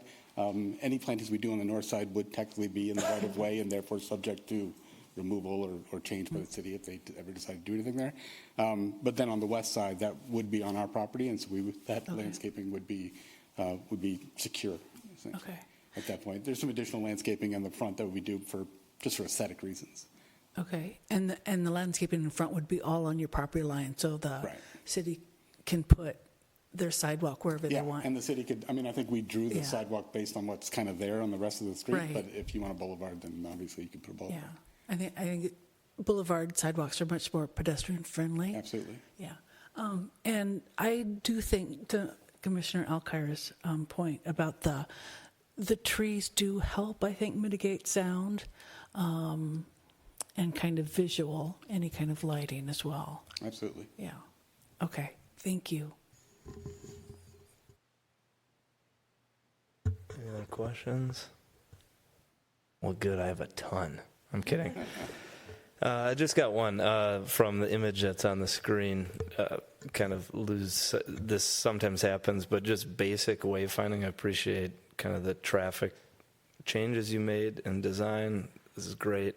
But when I look at this building, it kind of feels like the front door is into that party room. Are you gonna make it more clear it's that north side? Yeah, just primary like how entrance you're on the looking north at side, that. Just the way the space functions. We want to be able to open up that party room so that it could theoretically be directly accessed from the outside. But no, the primary route would be on the north side. It's not shown in this image, but there is a canopy that will be extending out of it that'll have some color to it and some pop. And because when we approved the Caribou right next to here, that was a common question: what's the front door? Because just from that pedestrian experience too, or like your parking, just like making it easier and safer for people to just get where they need to go. So that was just a basic question I had. That's all I had for you guys so far. Thank you very much. So this is a public hearing. We've gone through the first two steps: staff presentation, applicant presentation, questions. So now we open it to the public. for their chance to testify about this matter. Similarly to the last one, for those tuning in remotely, please call the following number, 312-535-8110. Enter access code 2633-784-7383. Enter password 5454.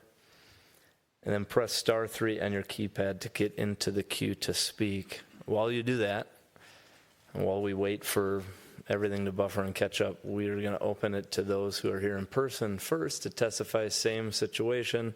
You have 3 minutes to do so. State your full name, your address. When the light's green, go. When it's red, I ask you to wrap it up. You can come to either podium starting now. Welcome. Hi there. My name is James Allen, 6105 Eden Prairie Road, Edina, and due to the time limits, I'm going to read this. The 6016 Vernon Avenue site is guided by the Comprehensive Plan for Medium-Density Residential. Surrounding land use are low and medium-density residential. The nearest commercial plan district is approximately 1 mile away from this small isolated property parcel in the middle of an extensive established residential community with children, pets, and adults using the quiet streets. This proposal does not align with some concept expressed during past council discussions that within the goal of establishing beneficial, viable commercial areas, the concept of node areas with expansion opportunities should be a priority. This site is clearly not a node. This site is nowhere the size of suitable commercial nodes, despite the 74-year usage for automotive gas and repair, originally and rationally placed on the old road to Mankato. Commercializing this site appears to be contradictory to Section 36-2 of the Edina zoning ordinance, quote, to control the use, development, and expansion of certain non-residential uses in the single dwelling unit district in order to reduce or eliminate undesirable impacts on such non-residential uses, by non-residential uses. Examples of reasonableness given by the Commission report do not appear to actually be reasonable, with the Convention Grill and Hello Pizza being in a much larger established commercial area of 44th and France, the Town Hall Station being in the established strip mall area of Valley View and Wooddale. I'm confused a little bit by the continuing effort to assist an investor who may have made a poor investment in an overpriced property. As you said earlier, no one has come forward for townhomes or other uses. Well, the property value has a direct impact on that. And just to add another thing, I am totally in support of the Planning Commission and the City Council's efforts to take Edina into the future. I know there are some people that are not, but I am. I happen to be the founder and still leading a 30-year-old management consulting firm that does business in 21 industries in 13 countries, and I've been a lot of places. I visited 34 countries. Now, albeit some of that was as a weapons officer of a naval destroyer, but I've still been there and I've seen a lot of plans.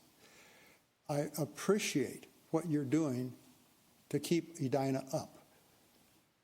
To me, this is not one of those things that helps keep Edina up when it's a residential neighborhood with kids playing in the street. Thank you very much. Thank you.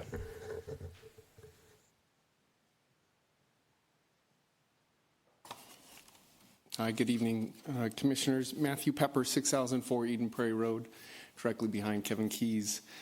Just want to echo one of the significant, well, first let me speak that this has been less contentious than the last one. I thank the applicant for that.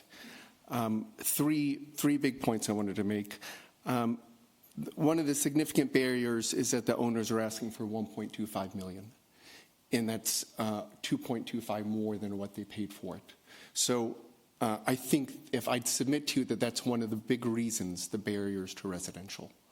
I also think it's unfair to show the buildable area without the expected variances And as somebody who owns property to the north into the west, I would be the first one up here saying, I'll give you any variance you want, except on height, if you want to come and build residential to the south and to the west. Second, changing this to PCD1 opens the door to other uses. A larger restaurant can come in right behind. Cannabis could be another option that could come. So the owners of this site purchased a site zone for auto and medium density residential. It is not the Planning Commission's role to make them whole. So, and finally, the danger is not on Vernon, it's coming off of Vernon. So your question about the percentages, I don't think is the accurate one. And Commissioner Padilla, you caught that math issue. It says 181 additional ones, but only 15 per hour. There's something off there.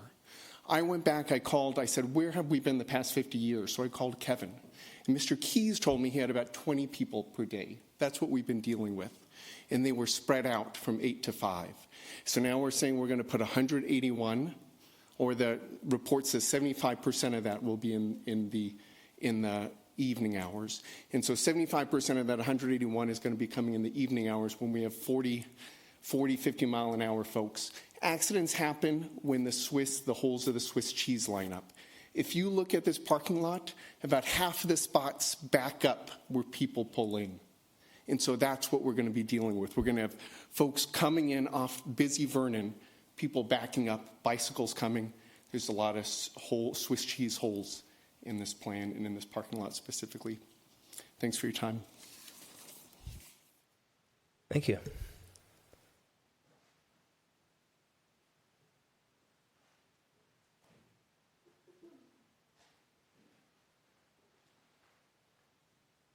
Hello, my name is Barbara Bender. I live at 6105 Eden Prairie Road. When I moved there in 1998 from Indian Hills, I knew there was an auto repair shop there. It was pretty obvious. I also knew when I bought my condo that the property was guided toward medium density housing. So I bought with confidence that the integrity of the neighborhood would remain as it was. And so here we are, a number of years later, and it feels like that rug is being pulled right out. We have been fighting this for about 3 years. We're going into year number 4. I'm going to try not to repeat what has been said, but I think a large part of this problem is due to failure of due diligence on the part of the current owners. And we are being asked as homeowners to accept substantial offsets, rezoning, amending the comprehensive plan, and ignoring long-term neighborhood expectations of medium density housing. I've watched over my 27 years there owners who have put millions of dollars into the purchase of their homes. There has been a lot of renovation, major renovation, improvements to the interiors and the exteriors of this home that make the current owner's $900,000 investment pale into insignificance compared to what the owners have done. So I'm asking you, do we really want a one-off commercial venture to detract from what all these homeowners have put into their property? I would start losing confidence in my ability to purchase property if we could have these one-off situations. And I ask you not to approve this proposal. And this has nothing to do with my view of the quality of the pizzeria. It has to do with expectations of owners in Edina to make investments in their own properties and hope that they will hold. Thank you very much for your time. Thank you.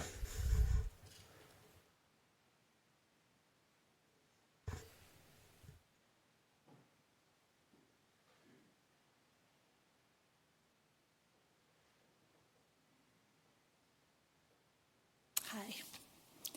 I'm Mary Melander, 6105 Eden Prairie Road in Edina. I've been an adult resident of Edina for 38 years. I actually grew up here and went to high school here, raised our kids here.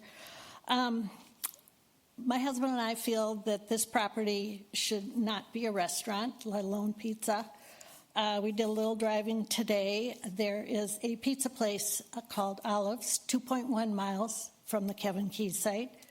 There's a Devani's 1.5 miles from the Kevin Keys site.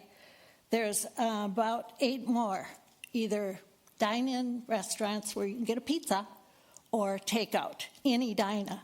And then not too far out of the range are some other places where you can get a pizza. We would like to see this property return to either automotive, which we've dealt with for a long time. Like I said, I lived actually 4 blocks from where I live now, and it was always Kevin Keys Auto. Or we would like to see it residential. I could see townhomes like they've built in other parts of the city. It's a residential neighborhood, and we have our family and our friends come to visit us. They need to park on Eden Prairie Road. And if, like the architect said, they can scoot around the fence and, come around if there's not enough parking, they will use Eden Prairie Road to park on. And then what happens to our friends and our family when they come to visit. So thank you for your time. I really would like to see this property not become a restaurant. Thank you.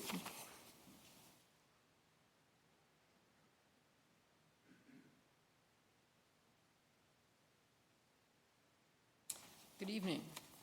I'm Pam Allen, 6105 Eden Prairie Road. In spite of the way it looks, we didn't hire a bus to bring us all over here tonight, but we are very concerned about this.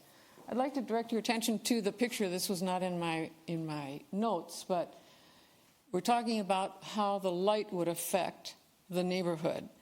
Now, you've got a 6-foot fence, okay, that's me. If you look at the signage on the building and the light coming out of the inside of the building, this is going to be readily apparent to the condominiums directly to the west and to the neighbors to the north. So it will not shield them from that. It'll shield them from maybe a car, but it will not shield them from the lights coming out of the building. When the developer approached the neighborhood and we had a meet and greet at the gas station last summer, he said he would not proceed if the neighborhood did not want it. And a cursory review of the last 3 years, which you've all heard over the years, would certainly let him know that the neighborhood does not want this. Originally, it was a takeout location that we were presented with, and now it's a 20-seat restaurant and a patio. And I hate to sound dubious, but I've got to imagine they're going to, a couple chairs and tables are going to find their way out to the patio. And the hours are subject to the conditions of a liquor license, which will surely follow. And for this, we're considering making a new land use designation in the comp plan. The Valley View site has already been cited as 5,000 square feet less than this unit over at, or this lot at Keys, and it does have condominiums on it, or townhouses on it. So it can be done. This is a viable site for townhouses. Again, as Mr. Pepper said, it's a question of that the owner paid too much for the lot, and now he has to suffer the consequences of that. But I don't think the city of Edina should have to suffer those consequences. There's the question of would it be detrimental to the family neighborhood? When you consider hours of 11 a.m. to 10 p.m., and as other people have mentioned with kids and parking and so forth, liquor license will inevitably bring some crime to the area, and with more people parking on the residential streets, breaking into the cars. The congestion on Vernon, which is a parking lot now at rush hour. So if you add to that the trucks coming and going and the noise and the trash trucks coming and going. And for all of this, we have to ask for 8 variances and rezoning considerations for this. It seems a very heavy load to ask for getting a pizza parlor in a residential neighborhood. It indicates to me that this really is inconsistent with the best use of the property. Then the question was, or the position was made that it's an improvement to the existing site. To me, that's a very low bar indeed, considering this is an abandoned and a deteriorating building. So anything would, you could put a tent up, it would be an improvement. There's a statement of philosophy from the Planning Commission on page 10 that says to preserve and enhance the high residential quality in the city. I'd suggest to you that trees and a 6-foot fence do not diminish the adverse effects to our neighborhood, our real estate values, and our safety. This will alter the essential character of the locality. This is not an amenity, it is an unwanted intrusion. Gathering spots already exist, and all are in biking and walking distance. As mentioned before, Olive's Pizza, Devani's, Caribou Coffee, and Starbucks are 2 miles away. Finally, I would just say that 50 years of a grandfathered in limited commercial use is no reason to perpetuate that designation. It's time to adhere to the comprehensive plan and consider the reality of this residential area. The neighbors do not want a restaurant here and will not support it. I thank you for listening to me, and please do not approve this project with its many variances and inappropriate use in our family neighborhood. Thank you so much for your time. Thank you.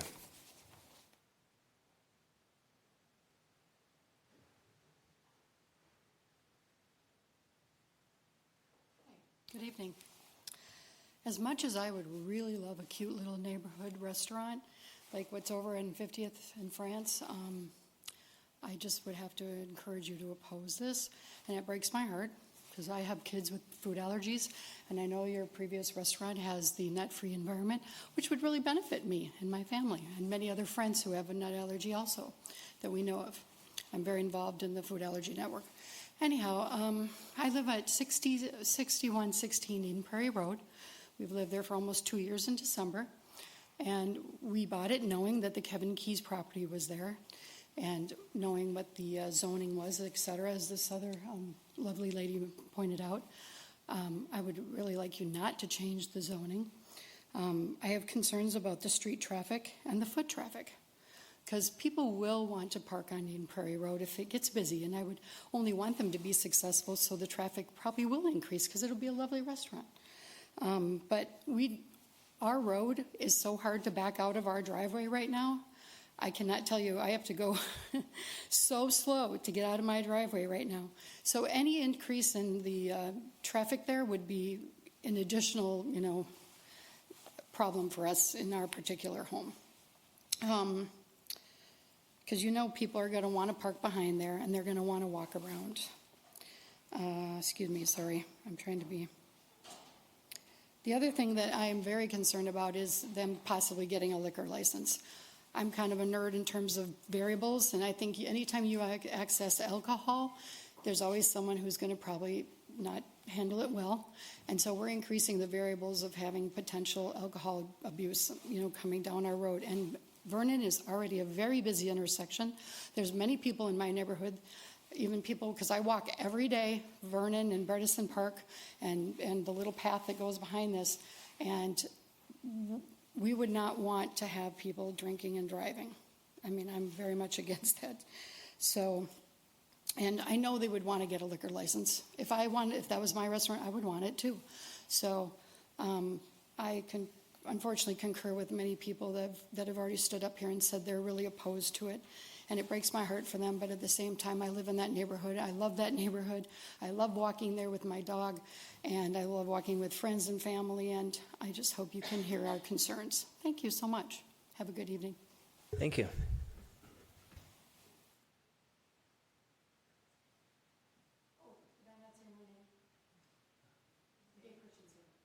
Sorry. It's all good. Hello. Hey there. My name is Tom Colbury. We live at 6004 Kmart Drive, about 2 doors away from Matthew. I think there's been a great detailed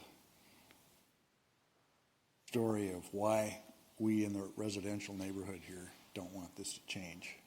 The traffic, the possibility for parking on Eden Prairie Road, the concerns if people drink too much and gets into your little neighborhood. I mean, you'd have to see how many people of all ages. There's a lady on our street that has had a stroke, and she walks about 6 blocks every day, very slowly and painfully on Eden Prairie Road and up in Kmart, and there's kids and wagons and the whole deal. This is not a place that we need in our neighborhood. We don't need a place to go right here in this little neighborhood when there's nothing else. And my other big concern is what happens if you zone this to a new commercial thing, and then, like many businesses do, it fails or decides to sell and whatever, and then a new person comes in to put something new in there. Who knows what's going to go in there? And I don't think it's unreasonable as a residential owner in that neighborhood to be fearful of what comes in there and what that could do to our neighborhood. And one of the things on your list that Carrie talked about in terms of, you know, what would make you not want to do this was if it would change the nature of the neighborhood. And going from an auto body shop that had 20 people a day maybe to having a restaurant coming in and out from 11 to 10 o'clock at night, maybe with that is going to change the neighborhood. We're at the point where in a few years we're probably going to have to downsize from a single family home to something else. It will be in Edina, and I hope it'll be close. And even if it were close, say I got to move in with all my neighbors here, I'm not going to want a pizza place there either, and it's going to kill me, I think, on a resale value if this goes in. So I would add my voice to everybody else and ask you to please put something not commercial in that site. Thank you. Thank you.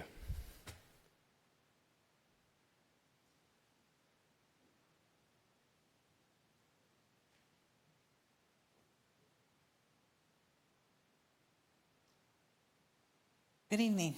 My name is Mary Keneally Berdice, and I live on 6020 Kmart Drive. I'm born and raised in Edina. And I think the biggest thing, and Tom just said it, was I stole this from your slide, that one of the major considerations is, and it was glossed over, that this would not essentially change the character of the neighborhood. It absolutely would change the essential character of the neighborhood. I've raised my kids, and now I'm raising my grandkids. Well, I'm not raising them, but they're there all the time. They're with my husband tonight. And I think that's really important. I mean, the neighborhood itself, I know that one of the residents, Julie was mentioned, who has a stroke, who has had a stroke and walks every day. When we first moved there 20-some years ago, my kids said they should call this Kmart Trail, because at any given moment, starting even before light, there are people walking with headlamps and people walking their dogs and people on bikes and all of the above. I think another big concern, I'm just agreeing with what everyone has said, is that Kevin Keys has been there. Before it was Kevin Keys, I'm so old, I remember it was a Clark station. And Kevin Keys was never open in the evening, and he wasn't ever even open on the weekends. We tried to get him to work on things sometimes, like, could we just pick it up at 8 o'clock on Saturday morning? That wasn't going to happen. So he was pretty strict with his hours, and that is completely different than a commercial situation where people are going to be coming and going all the time. And if you just look at the specific residences just to the west, it's all condos, it's seniors who are going to have to be looking down on this, whether it's light, noise, smell, whatever. I just don't think it's fair to all those people that have bought those condominiums. The people just, I guess you'd call it north of the north side, have small children that are playing in their front yards.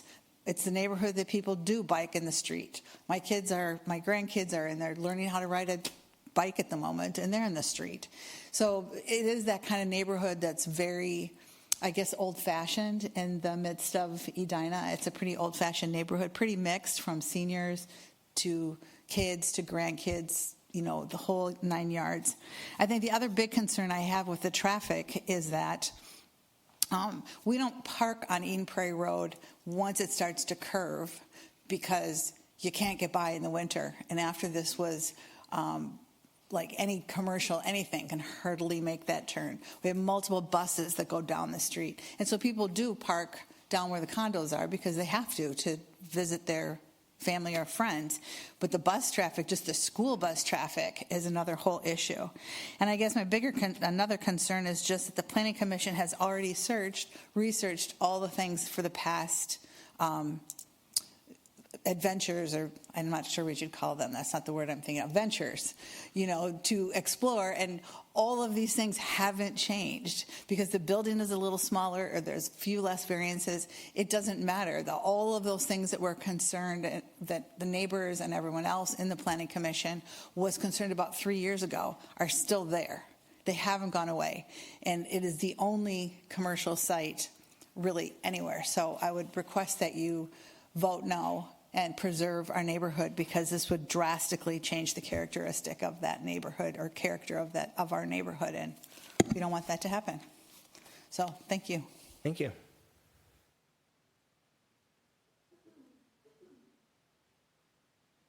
Anyone else here in person that'd like to come forward?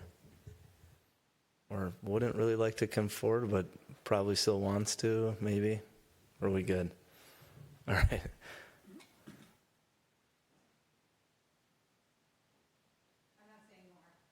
Saying that it's come to my attention through a text that the online, or the virtual queue? Yes, may not be working. So just as you get to that section. Okay. Yeah, we'll go through it again. Thank you. And see no one else coming forward. Do we have anyone in the virtual queue? Yes, we do. Okay. So then I guess the reminder for people that would like to speak, press *3 on your keypad to speak. But we do have people in the queue, and we will go to them now. Yep, and I'm going to unmute this right now. Caller 2, if you could please start with your first name and last name, and then your address, including unit number, please. You are live. Good evening. My name is John Wellborn. Thank you. My name is John Wellborn, 6008 Eden Prairie Road, 86 feet from the property, directly across from my house. I want to go back in history a little bit and remind the group. This was a restaurant. You were unanimous. You said no.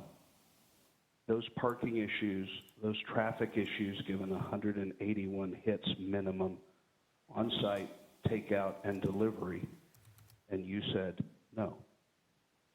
Lighting, the smell, alcohol, late hours, you said no. People say, well, it's an eyesore.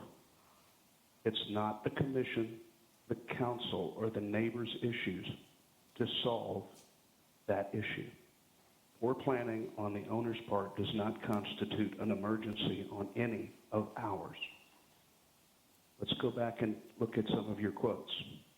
You said too many variances, too extreme, and you said no. Too much traffic doesn't fit the neighborhood. You said no. It will specifically change the neighborhood. You said no. It's an awkward site that won't be safe for a restaurant. You said no. It's the wrong site for a restaurant. You said no. You said one lot does not a node make, and you said no. The comprehensive plan and the zoning change that you would approve to accomplish this opens a door that we cannot close. Anything in the future would require 3 people on the council to change it. Stick with the comprehensive plan.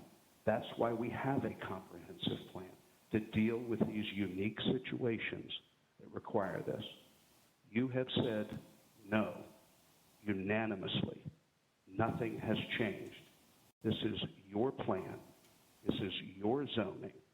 These are your setbacks. These are your committees, your council, your commission, your words. You have said everything that has come up. You have said no. It's not your task to solve the owner's problem. As a homeowner, we moved in. We knew what that Kevin Keys site was. We knew what the comprehensive plan was. And we banked on, as one of our commissioners has very clearly said and articulated multiple times on the record, the comprehensive plan is a promise made and should be a promise kept.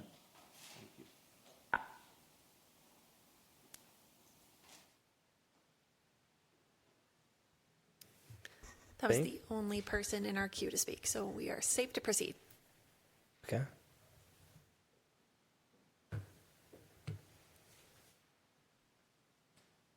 Yeah, we have a motion to close the public hearing. Motion to close. Second. All those in favor, say aye. Aye. So moved. Public hearing is closed. Thank you, everyone, in person primarily, and those tuning in, for being here and testifying. It's not a comfortable situation to do so appreciate you doing that. Now it's a time where we turn back to us and we deliberate as a commission and make a recommendation for approval or denial of these various requests. So open it to discussion here. And if there's further questions for staff or the applicant, fair game still, they're here. Commissioner Oneman. All right, I'll start. Like many things, this site is controversial, and there are lots of folks who have strong opinions on both sides of the fence.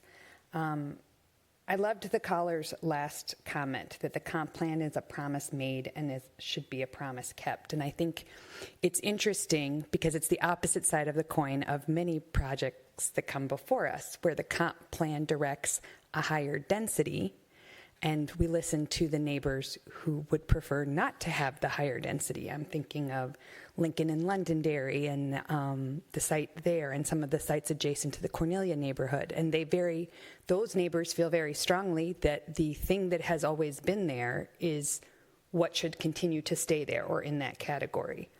I completely agree that the comp plan is a directional promise, but if this site, I wasn't here on the commission when the original restaurant proposal came. I don't know all of the details about the changes of hands and how the current owner has it, and that's not really my purview. But people call the city staff all the time with ideas to get a pulse on if a development is possible. And if no one is calling to ask if a development of housing is possible, regardless of the price, that is a little bit of an indication of what the market thinks is viable on this site. And I don't know, the Valley View project at Valley View and Wooddale aside, I don't know how you get 4 houses on this parcel that aren't 2-story at least, which will create the lighting issues. Those houses are going to have to open onto, their driveways are going to have to open on Eden Prairie Road. And they're going to likely be rentals because condoizing and townhomes are really hard to develop in this point in time. So I'm really struggling with how do we, as a planning commission, and how does the city council think about in situations where the market isn't clearly indicating that the current use or the comp plan use is what people want, how do we think about that? Because it feels like we're talking out of both sides of our mouth depending on what the circumstance is. And I've said before, and I'll say again, our job is to think about the greater land use into the future and how we think about the social goods that come with a diverse amount of and kind of land use. I am sympathetic to the developer who came and asked us back in June for direction. We gave them direction on how we thought we could get comfortable. I don't love the plan. I would have loved a restaurant, but the neighborhood doesn't. So there's this push and pull, but I think we have to be transparent and work on being more consistent for both the residents and the homeowners, but also for people who want to move to our community and have an economic impact and be a part of what makes Edina so fabulous. And right now, it's hard to be an owner of a home, and it's hard to be a developer because you don't know on any given day which way the wind is blowing. And I'm just struggling with that. I am sure that if a car wash appeared tomorrow, the neighbors would also dislike that because of the traffic on Vernon. And I am I am sure that there are good uses in the retail space, and I'm sure there's bad uses in the retail space. So I don't think this is easy, but I think what I'm struggling with most is our lack of consistency, and I think that's hard for everyone involved.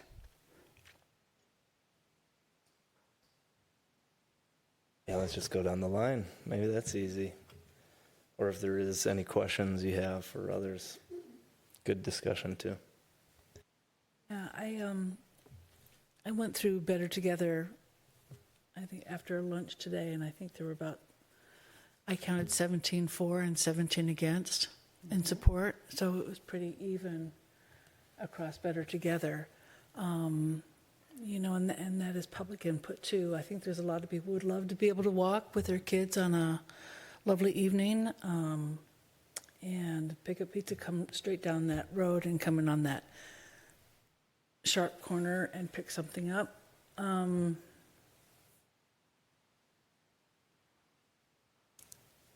feel like this is a fairly similar situation to the existing pizza restaurant in Minnetonka, which I think is pretty successful. And I understand this is a little bit of an odd duck piece of land, and it is, the cost of the land or not. When I heard the cost of the land, I actually said, somebody could make some money building 4 nice condos with that. So I don't, and I think this has been in the comprehensive plan for about 20 years now. And in that 20 years before this land was purchased, nobody's ever come forward to build residential. So it's not the past couple of years, it's the past 20. And it's abandoned. And all we've been getting is kind of restaurant proposals or the green drop. This is a third of the size, a third of the seating of the previous restaurant. There's no second floor. I'm wondering if we could make some additional recommendations about putting up, it'd be a city thing, no parking for the restaurant, no parking signs for the restaurant on Eden. Is it Eden Prairie? And, if the lights on the north side of the restaurant could be shielded so they're not shining off the property. You're indicating yes. Okay. The bicycle parking area, I appreciate that it's kind of a good size and you're doing extra parking there. I think if there's 20 bicycles there and they're kind of moving around, it'd be nice to be able to bike and have a place that's large enough to kind of park multiple bikes without a lot of hassle. So I see that area as being parking for bikes, and I also see it as a place for teenagers to kind of go hang out. And then can we make any recommendations about a liquor license, Director Teague? I'm sorry, about Can what? we make any recommendations about a liquor license or no? Sorry, I still didn't catch it. Can we make a recommendation about a liquor license? Well, liquor license. Yeah. Whether they can or cannot have them. Yeah. You could make a recommendation for the city attorney to Look at it? to take a look at it, yeah. Okay, thank you. Those are my thoughts. Thank you. Commissioner Bornstein. Well, thanks everyone for coming. I wasn't on the commission for when the first restaurant was proposed, so I don't really know why that was objectionable, although I understand it was a little bit different than this one. I do remember the dry clean, what was that, green drop or whatever that was. That was kind of a non-starter for everybody. So just kind of coming at it with less of a history, I guess this is what stands out to me. It's kind of a unique culture, it seems like, in the neighborhood where this is like a commercial site. It's had a history of being a commercial site, but it seems like the people who live right by it really don't want anything commercial anywhere close to them, which is just an interesting dynamic in Edina. I don't know if that's true throughout the city or not, but these are anyway, so I think we need to hear that and try to respect it, but at the same time know that people are pretty divided on this one, actually, in this area, and a lot of people view it as an amenity as well. And so just trying, I think you both have kind of accurately touched on trying to respect and reconcile the diversity of views about what a neighborhood is. And but I guess what comes through the comments and the presentation is the site's always been commercial. It hasn't been residential. It's a commercial site. It's been a commercial site forever, and because of that, it seemed a little bit less problematic to me to reconcile that with the comprehensive plan by modifying that to recognize a neighborhood commercial designation. Something's got to come in line with something else, and when the site has been commercial forever, it doesn't feel like a drastic change to me to make that type of tweak. It's a very unique site without a lot of precedent elsewhere. It is striking that no one has come forward with any residential plans. I mean, it's been around for a while. There's a lot of interest in building residential and apartments in Edina, including on small sites. Folks haven't come forward with this one. I'm not exactly sure why. Maybe it's because nothing seems buildable without variances everybody's talked about.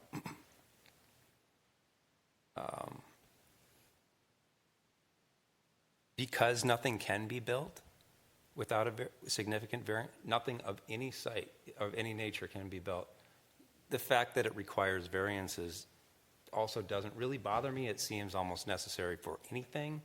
And so I'm not particularly hung up on the variances as being, unjustified or problematic in this case from a planning perspective. And for those reasons, I do feel the opposition to it in the neighborhood. People want this to be more like maybe an Eden Prairie type of neighborhood, or like Hugo maybe, or something. I'm trying to think of like really quiet places where there's kids, but then there's this kind of commercial use, and it's in Edina, and it just doesn't seem extreme. This just doesn't seem like an extreme proposal to me. So there's some tension there. So for all those reasons, I think that an amendment to the plan for this is a unique site, and nothing has worked. And so an amendment to bring this in line with its commercial nature isn't crazy. And the variances aren't crazy either. I do commend the folks who put the project together. You guys actually listened to the feedback that was given and dramatically improved. I mean, folks, you're never going to get people to love the project who really don't want anything there. But at least you improved it dramatically over where it was before. So it's better now than it was before. And I think that's noted. And just, for the residents, I mean, look, no one's going to persuade anybody who's for or against it to really change their mind, I don't think. I know what it's like when you really don't want something in your neighborhood, or when you really do. But I was listening to kind of the parade of things that might go wrong if a pizza place opened. Trash, noise, crime, danger to kids in the streets, friends can't park anymore, light, people walking around who come from other parts of the neighborhood, more parking. I mean, plummeting investment value and things like that. I live near 44th in France, and we've got a pizza place and a burger place there. And like those things just aren't happening near me. And there are still kids in the street. There are people riding bikes. There are people with disabilities walking outside my home to the businesses. People are building massive homes. I mean, that's the problem. People like investing too much money to be near some of these things. They consider them amenities. The parking overflowing really isn't happening that much. And this is a much denser commercial area, the likes we were talking about earlier with ground level commercial and some things on top. So I hear it, and I really do believe the folks here who say they really don't want this. But just kind of like stepping back and looking at it objectively, I also don't think it's outrageous or extreme. And I do think some of the previous proposals went too far. I think they were too far to be acceptable. I think this is closer to the middle, and I'd be just interested in knowing what the other commissioners think about those different factors and how they tip the scales. Commissioner Smith. Yeah, I would agree with some of the comments by Commissioner Bornstein. I'm just, as I sit on this commission and as I get more experience working on different projects and engaging with residents, I can recall when we worked on the ADU project, the fear was that Edina is just going to turn into this massive multi-housing city that's just going to go crazy, right? And I think, catastrophizing is kind of where we go when change happens quite a bit. But we still have to be sensitive to residents' concerns, right? And since we passed that ordinance, there's been a trickle, right? And no one's really out there redeveloping the city in a major way. A couple of points. No matter what goes on the site, there will be variances required. Just the shape of it, the layout of it, is going to have some kind of variance that's going to be required, even if we want to put in housing. And so the variance question, to say that the comprehensive plan and we have all these variances, it's going to have to happen no matter what happens here. So I think that's not really a huge thing that I'm going to push back against, because I think variances will happen. I think about the alternatives that could go here, right? If we have, and if we bring back the auto shop, if we bring back the laundry mart, if we bring back what could be built here, and I compare that to what's being asked to build here, and I look at those two, I'm like, this is a way better idea. An auto shop has noise, it has gas smells, there's cars coming in, right? And so when I compare that now to a reasonably sized restaurant, and I compare the two, which one would I want to be more excited about? And I see this one as being a bit more exciting. Right now, that site hasn't had anything on it for some time, right? It's just kind of been growing grass, looking like a blight, essentially. And, developers have come. There's interest in doing something different here. And so I think we should seize the opportunity, right? But of course, putting some safeguards around the concerns of the neighbors. I see the world kind of more of a glass half full perspective than a glass half empty. So when someone says, this nice old lady who had a stroke is walking around, I'm like, well, she's going to meet her friend in the pizzeria. They're going to have a nice pizza. They're going to have a chat with some coffee. That's how I'm thinking, right? I could see this being a place where the neighborhood could gather around and be together. I see it as that kind of possibility, right? Versus a place that's going to attract a lot of, undesirables, for example. This could be a place for the neighbors to be excited and to get together. Those same kids who are riding bikes on that street could say, hey guys, let's go get a pizza. And they go over, they get a pizza with their friends, it builds community. So that's how I see the world, as an opportunity to do something positive. So I'm not super, change is hard, and we have to be smart about it, but I'm not fearful of it. I see possibilities. So my next point really is just, how do we assuage, some of these concerns by residents, right? So I think here's where we could work with the developer, work with the city, and try to talk through things like parking and traffic, right? We had the traffic study. They looked at it. They seem like it's reasonable. We could push and inquire more about that to see if we could assuage any concerns there. The alcohol question, which, if we talk about a slippery slope, that's a thought that people get. How do we address that legally, right? With the city attorney to say, hey, alcohol may not be the greatest thing to have in this location. And so if we ever have that request come up, we could try to limit that. That might be something a developer would be open to. So I think we should talk about that. Noise, and, parking and fencing. fencing to limit folks from parking on neighborhood street and walking across and that kind of stuff, we could talk through that. So maybe not a fence or a door in the fence that connects Eden to the restaurant, right? Just keep it as a fence, prevent people from parking on that street and walking over. Those are the kind of things that could help reduce the impacts, essentially. Now, with regards to the comprehensive plan amendment, and I think I heard comments on promise kept, right? So yes, right, this was an item that was since the 1980s. That's over 40 years ago, right?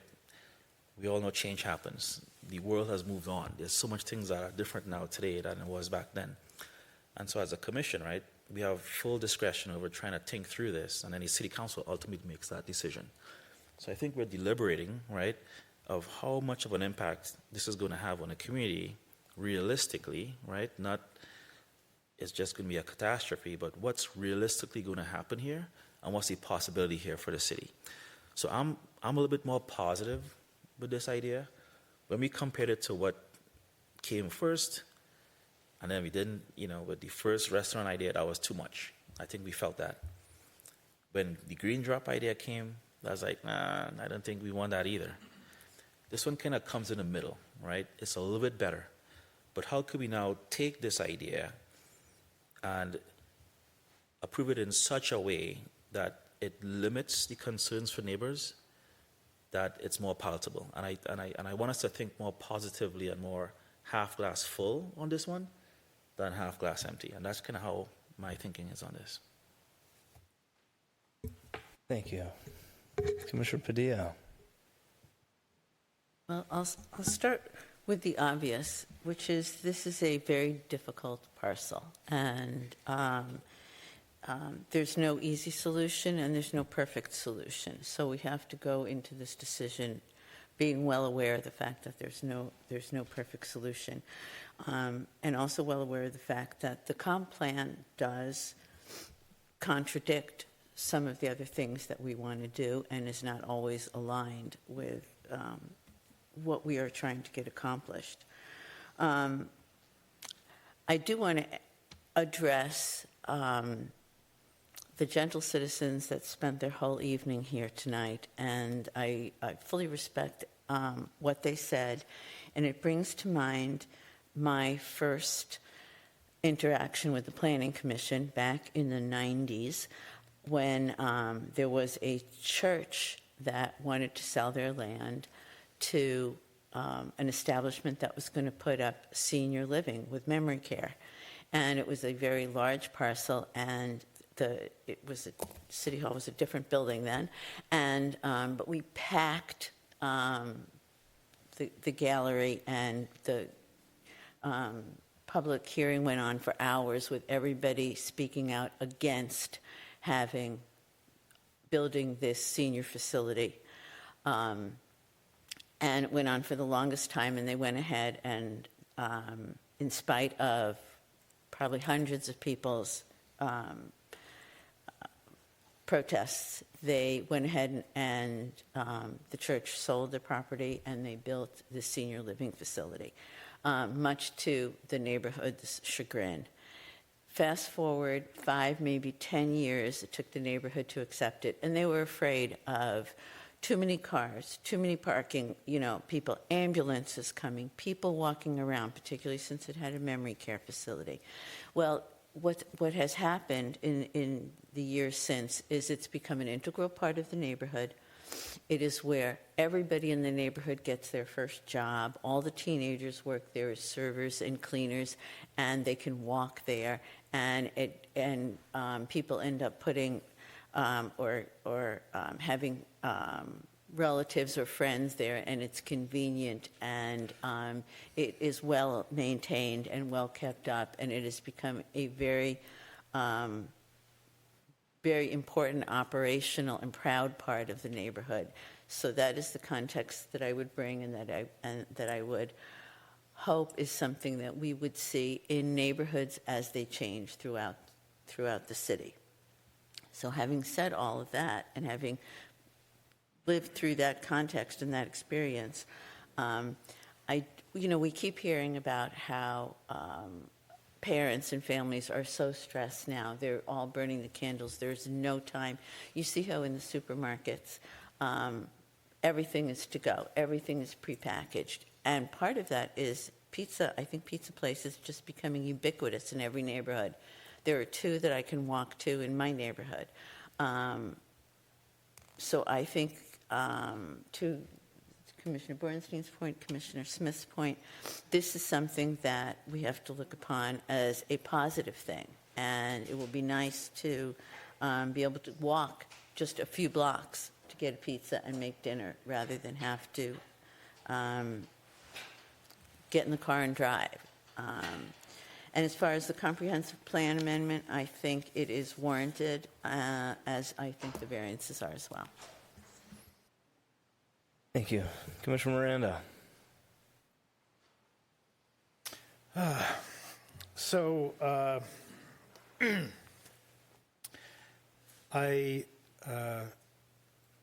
won't repeat what Commissioner Bornstein and Commissioner Padilla said, because I think they made some really good points about how non-scary this really will be.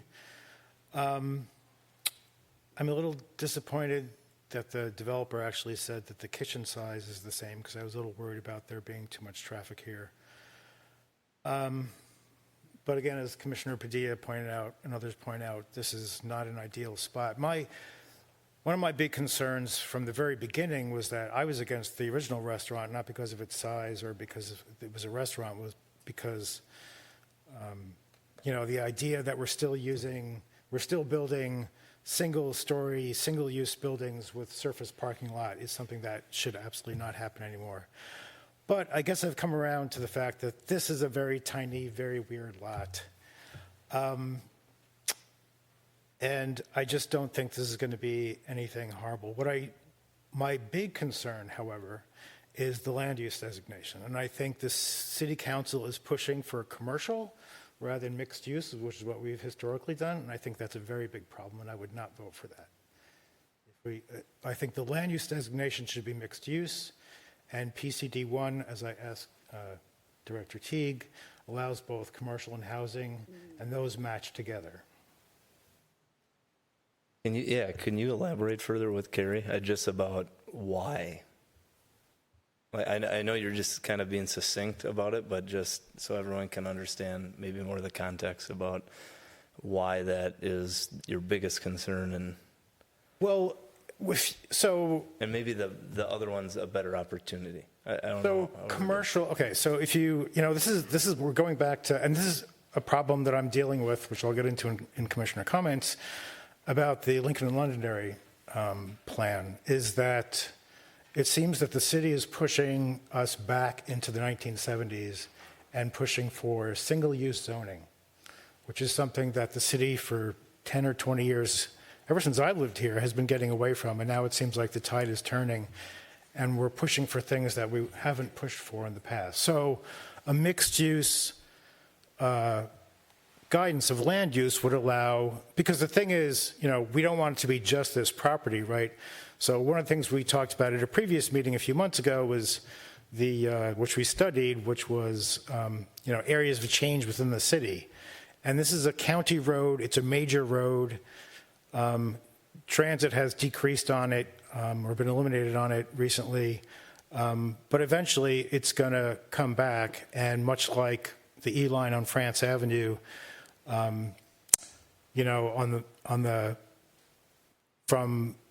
it basically connects what's going to be the Green Line extension to, the light rail. It's going to connect to the light rail. So it's a major county road. There should be more development on it than there is. It's already guided multifamily, right? So this lot may be too small or too awkward to be multifamily, but if we're going to change, things set precedences. So if we change it to commercial, then there's going to be pressure to change everything along that commercial, and I think that's a mistake. We don't want people to live in one part of the city and, work in another part of the city and shop in another part of the city. That is the past, and that's not the way, that's climate change denial if you think that's the way the cities are going to exist in the future. And so it's imperative that we have this as mixed use. and then that would match with PCD1, which allows mixed uses.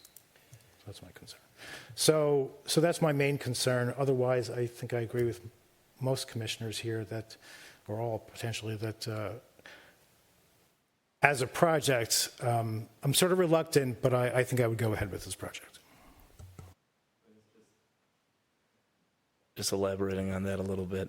I mean, what would that look like, Carrie, if we pivoted or if there was enough support to go for, say, PCD1 over neighborhood commercial? Is there any different requests at play? Is there different restrictions? I think I may have an idea for you to consider as a condition to address Lou's issue. You know, our existing mixed use categories in the comprehensive plan, they're all big areas. So that wouldn't be appropriate for this site. But with this amendment, the neighborhood commercial designation, you could recommend adding for primary uses, small scale retail commercial uses. That's what it reads as proposed. Small scale retail commercial and residential uses. That could turn it to mixed use because the zoning allows that. Sure. Lou, would that make you comfortable that adding and housing to, I mean, I'm really excited about this neighborhood commercial option. So I'm just trying to understand if it was modified to have that, would that make you comfortable, or is there still something that we're missing? No, I mean, it needs to have, well, I mean, so we can't require, retail has become so problematic that you can't require it and housing in every project, right? So we know that, so that's okay. But as long as it allows either or both, I mean, it can't say one or the other, is my concern. It should allow both.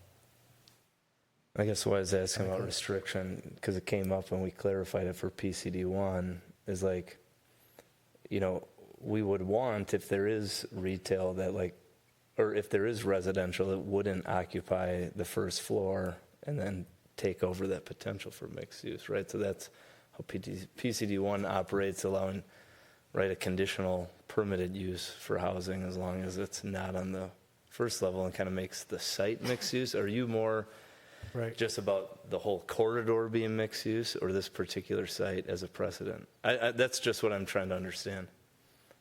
Well, this will set a precedent, right?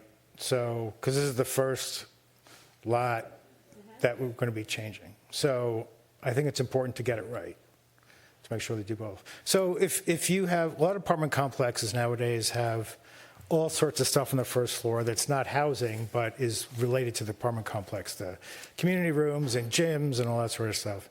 Would that still be allowed? That wouldn't. I believe our language that we put in the code was pretty clear that it had to be a retail use on that first level. Okay. Is this going to prevent things from being built in the city if we... This would only apply to this one site. It's the only site that would have this designation. So we're trying to get away from that, right? We're going to update our comprehensive plan in 2 years. This gives another option. We could. I mean, are you trying to get to the 44th in France, like the Burgers, Bagels, and the Caribou with one office or one apartment above it, like that old school kind of zoning option that we don't really have short of a PUD currently? I mean, yeah, that's the direction the city's been going in for 15 years since I've been here, is mixed use. So yeah, then wouldn't PCD1 be more appropriate for supporting what you're saying versus just adding and housing? Because then it's just maybe too open. Or are you okay with it being open? I just know we had issues with just allowing it to be any variation of the two. And I'm not catching the nuance there. I'm not sure what would be so different. It was as if in a PCD1, say like this was a restaurant, someone could then come in and just build townhomes there. That's what it would allow for with neighborhood commercial with the and housing. But if it's PCD1, you'd have to have retail on the ground level with housing above. So that's the nuance between the two. As far as future options go, which, again, we're not there in what we're talking about, but... And the issue is that I'm remembering it more as we talk about it.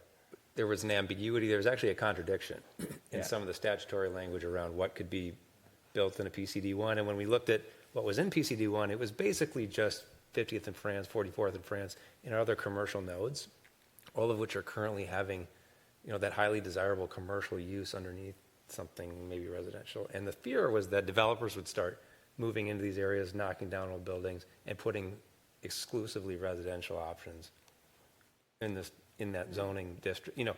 And so the ground floor would be like the staffing office, or just like the dumb stuff that we don't really like seeing fronting streets, and we want to protect the integrity of those districts that like define Edina and make it special. And that's how that ambiguity got resolved. It had to either go, you could build everything down like residential from the ground floor up, or you need to keep a commercial use in the ground floor and you can build residential above it. And that's how that got resolved. So I think that's what you're referring to, right? So PCD1 allows for that. Yeah. If we modified this, it could say, if you say and or housing, it could then turn into only housing. I don't know. I don't believe it would. This is just the comprehensive plan designation. I think this makes it clear that you could do the housing in a PCD1 scenario, as long as there's retail on the first level. Oh, okay. Yeah, that's the thing. But All right. And the question, I think, was for you, Commissioner Miranda, whether that raises a concern, Because the land use, because I was trying to distinguish land use from zoning. And so as the land use designation, it seemed okay to me, right? That's what we're talking about? Okay, good. Yep, we're clear. We okay, Len? Yep. Sorry for muddying it up, but...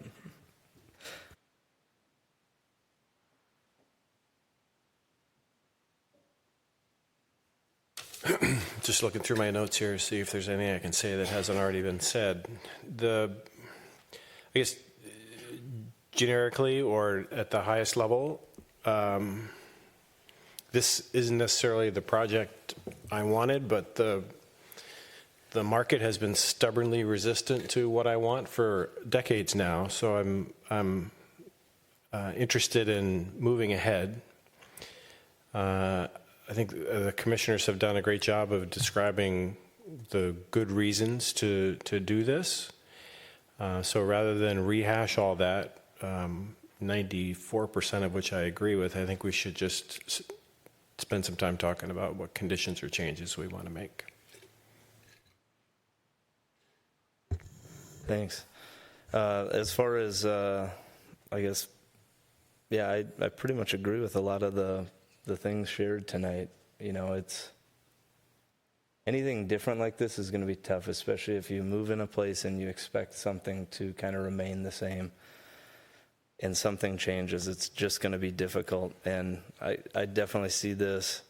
And that's and what the ask is resembles that, right? We have a comprehensive plan amendment and rezoning. We have full discretion. And when we have full discretion, we have the full breadth of our opinion as well as residents. So we're naturally going to disagree on some fundamental aspects of what this project is and why it can make sense or it doesn't make sense. So I think fundamentally for me, just starting at the root, is since this was first approved, I think Commissioner Miranda's, I think this might have been the one, the restaurant, you're like, this is a kernel of a great idea, but then everything else is bad about it or whatever, something.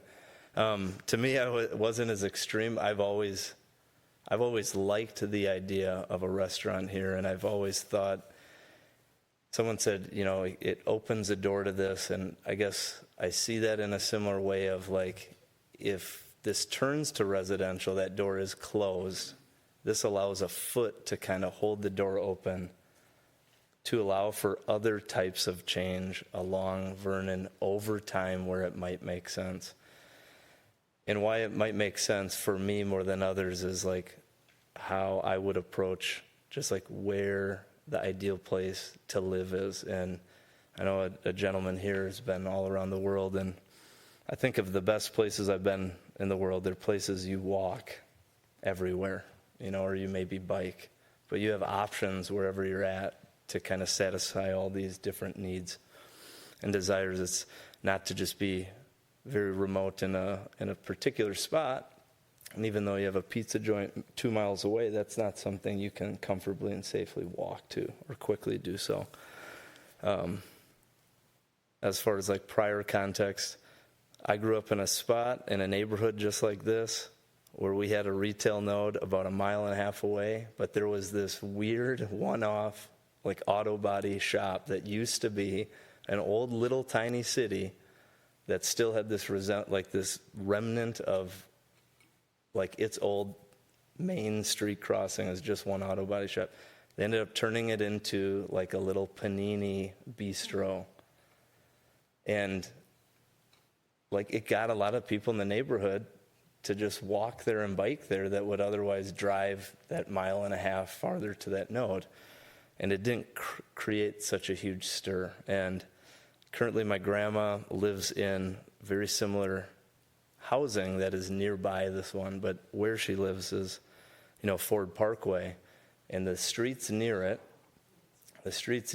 are streets kids are playing on safely because Ford Parkway is the busy road. Vernon here is the busy road and going to remain the busy road. That's where the traffic is, the volume, the pull. And so like I could see this happening. I mean, she has the Dairy Queen literally, or it used to be a Dairy Queen right next door to her building. And so like residents, go down there and get ice cream. They walk farther, and it's kept my grandma and all of her friends active, walking around the neighborhood. Those are the kinds of things fundamentally I want to see in our city. So like with my full discretion at stake, I want this kind of thing in more places. Where I currently live, the streetcar 70 years ago stopped running service. If it were still running a half a block away from me, people would use it, but that chance is gone. So I see this as kind of like this last opportunity to kind of preserve something that has always kind of been commercial, but like enhance it in a different way where instead of just having cars getting worked on, it's a place for people to come to and gather. So like fundamentally the why and like that's why I'm behind this. I think the how, Commissioner Bornstein kind of hit it. It's like we're bringing the comprehensive plan in line with the zoning that it's always been. Kind of those fundamental hows of like the variances, the rezoning, comprehensive plan, that makes sense. And I'd like to thank the applicant team for some of the other details of the how, because you have changed what we've seen before. One thing that I definitely like, because it was a specific item I was thinking about, and this came up from a council member too, about the 2 points of access into this through lot and how it should only be one unless for safety reasons maintain two. I think if you eliminated one and just had one entrance here, then you're going to need some way to turn around in the site, and you're going to further constrain what you can do in the site. But you had the entrance and exit the other way around, and we discussed that because if someone pulls in and can't find a spot, or they're leaving, but if they can't find a spot and they want to circle back, then you're turning right instead of turning left across traffic. So there's like these subtle how details that you guys have calibrated here that I feel like are just really making it a sweeter deal. So I appreciate that. Safety-wise, I think we're fine, and we're bringing a sidewalk into this mix, and it's the only stretch of Vernon that doesn't have it on that north side. So like by doing this, we're prompting that change with the city. And I also would just second kind of Commissioner Felt's suggestion to the city of just adding like no restaurant parking signs on Eden Prairie Road. I think that's just like a small favor. Like it doesn't stop someone that wants to park there and risk whatever that means, but at least it'd be a gesture and a signal to those neighbors that like people ought not to park there to use the restaurant if it starts to become full. That's kind of segueing into some of the details, but so far I think condition-wise I'd approve it or support approval like as it's written, with the modification of the housing piece added to the neighborhood commercial. And what you got? I'd hate to open a can of worms, but the no parking signs concern me a little bit, just because inevitably you end up with a problem of where to stop. Because if you have 100 yards of no parking signs, that's just going to push, if there is a problem, which I personally don't think there will be, but if there is a problem, it just moves the problem 50 yards up the street each way. So then you go, oh, we better go 75 yards. I just don't, it seems like a can of worms to me. I'm not sure that's something I can be accurate or precise about. Sure, yeah, and I don't see that as a condition for approval. Maybe more of like a discussion point with the city. 'Cause, I mean, we've seen it in when Red Cow started having the spillover into Minneapolis, they started putting the signs and it just helped. Yeah, but they did that after it became clear it was a problem. I mean, and I think that could guide where you put that signage. Okay. That's a good point, like with some guidance from transportation as to how one does that properly. I wouldn't just say let's not consider. I think overwhelmingly some of the negative responses, the effects it has in that neighborhood, that I see these as two very separate. And there was the one comment about that corner being dangerous, about people not parking on the corner because the buses had a hard time going around it, and nobody parked on the inside or the outside corner as the Eden Prairie Road turns into the adjacent one. So I think there was some safety concerns about that corner. I'm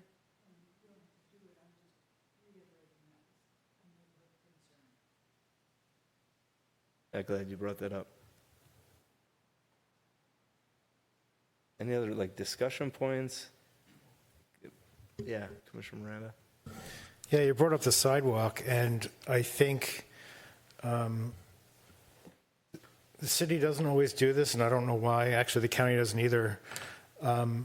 It's important that the city build the sidewalk at the very edge of city property, or the right-of-way, or whatever.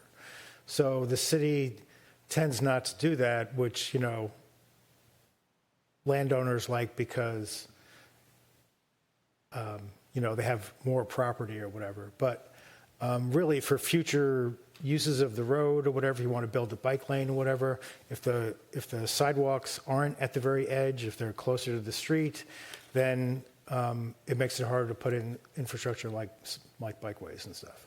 So I think we should. Farthest away from the street. Yes, away from the street, closest to the property line, at the property line, basically.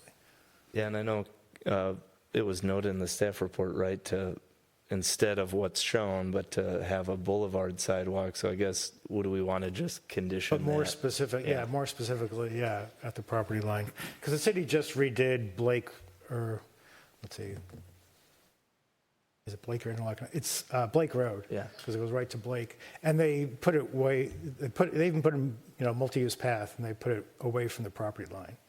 And so I just think it's a bad idea. It's a really good idea. I think it's a really good idea and a really good point to make, especially since it's a commercial property now, and you're not offending a resident. You're not encroaching on their space to do it, and it sets a nice precedent for this. So I just really appreciate you calling that out. Yeah, didn't think about that one at all. So add that as a condition, or to point 9. Yeah, any comments?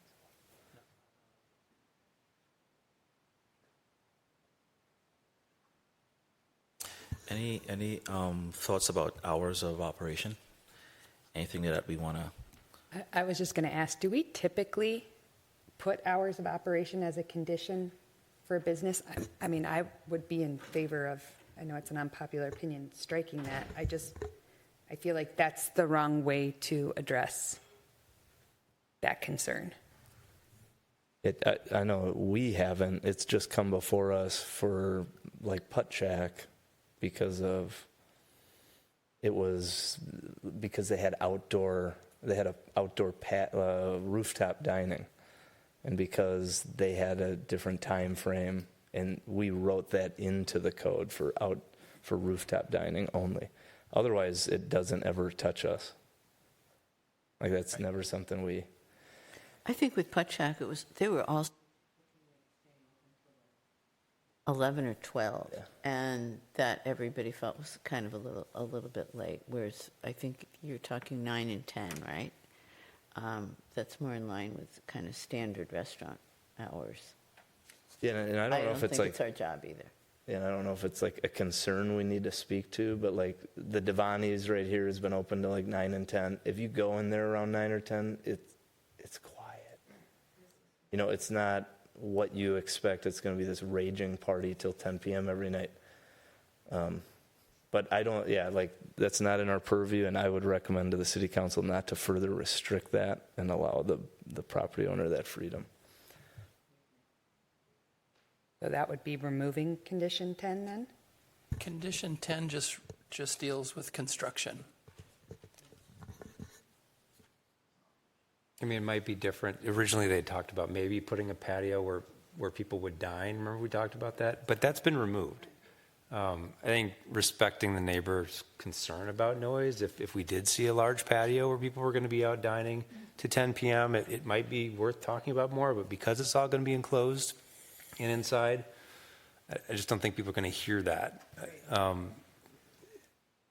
I just checked the hours of the Convention Grill and Hello Pizza. Those close at 9, I think. And I can just tell you anecdotally, I hear nothing from them because they're enclosed. If they were outside, I think we'd want to reconsider. So. Okay, that sounds good.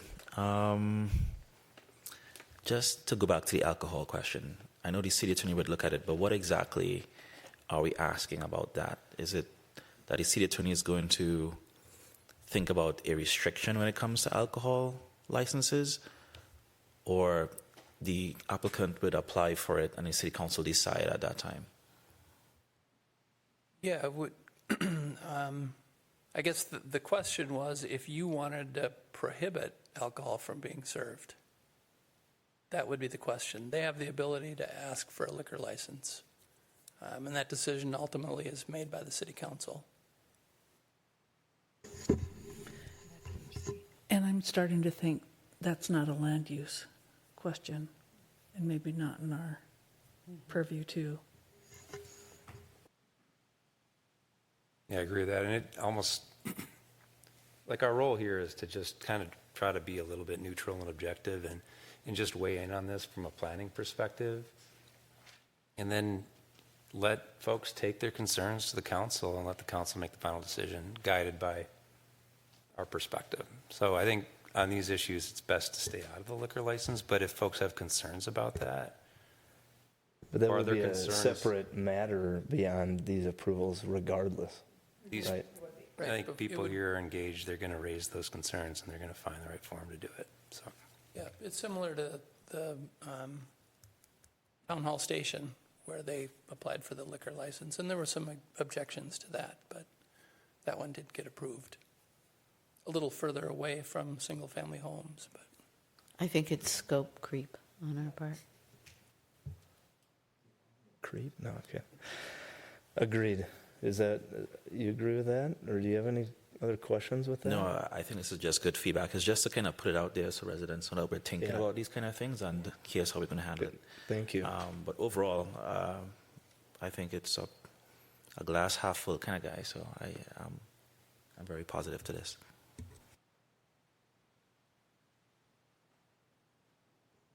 I guess regarding just one last detail, I brought it up, and I just encourage when design goes final to make it very apparent where the front door is. Like if it even makes sense, if there's somehow room to even turn that door to face, the whole parking lot, so when it opens, all that sound's not spilling out either. Just a thought. We just saw it, like we've seen when it's not clear, just it creates issues. Okay, that's no condition, but a friendly suggestion. Welcome a motion with any conditions, if there is one.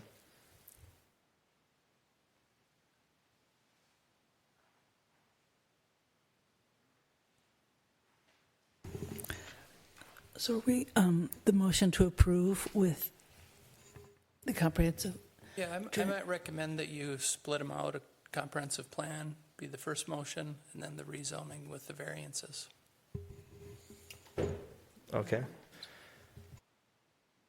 So with two separate votes then too? Okay. Does that make sense? Someone have a motion for the comprehensive plan amendment first? I'll make a motion to approve the comprehensive plan amendment. Second. With the changes to add housing? Yes, Yes. with the changes to add the word "and housing." Great. I second that. Sensing where this is, okay, I guess sensing where this is going. I don't know if we need a roll call for this. Just all those in favor say aye. Aye. Opposed? Motion carries unanimously. Okay, next would be the, Zoning, site plan, and variances. That can all be done in one. in one, okay. So motion to approve rezoning, site plan, and variances, subject to the findings stipulated in the staff report. Second. And then was there a condition to be specific with the sidewalk Oh. pushed to the property line? Adding a recommendation to have the sidewalk as close to the property line as possible, next to the property line. Is there a second? Second. Any further discussion on that? I see none. All those in favor say aye. Aye. Opposed? Motion carries unanimously. Thank you to the applicant team and for all the residents coming in. Wish you the best luck in the process and wish the immediate neighborhood the best transition to a different type of community there. Thank you.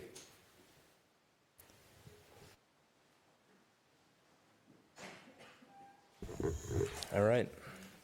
So that concludes our public hearings for the evening, and we're on to chair and member comments.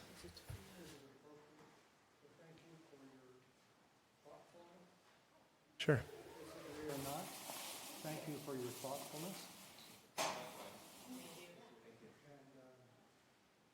If the council does approve this, we haven't given up yet, but if the council does approve it, we hope that if there are encumbrances,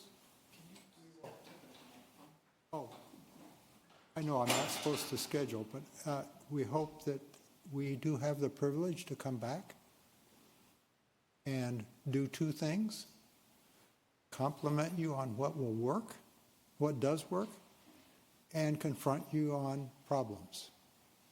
I've been down this drill before. I've been a resident of Parkwood Knolls for about 40 years before I came into the condo, and that was always open.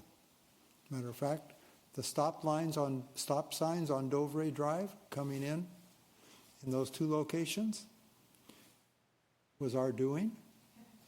And that what happened is the state supported it because the downside of Dovray was built illegally as too great a grade.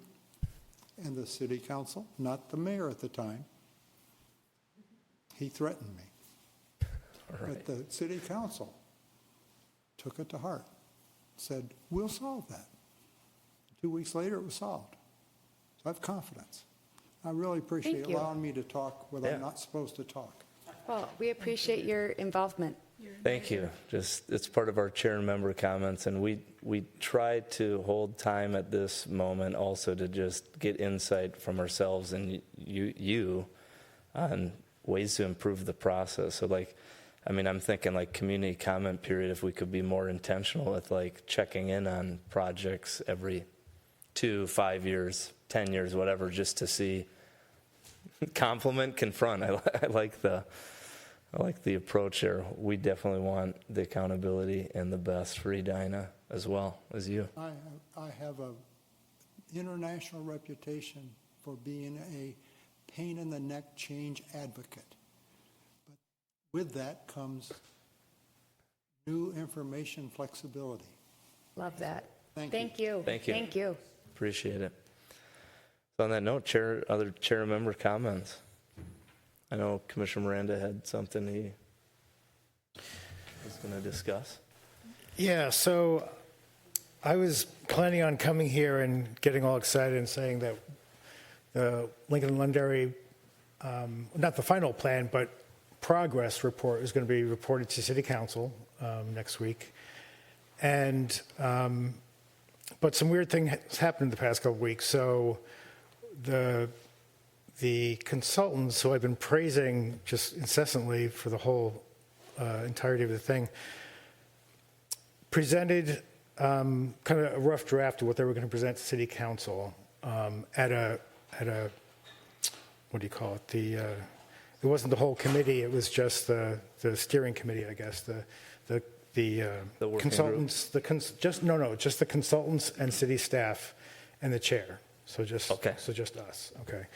And you know, towards the end of that, I had a number of comments. I mean, some of the things they proposed just seemed bizarre, and so and some just weren't justified by any of the input received from the public.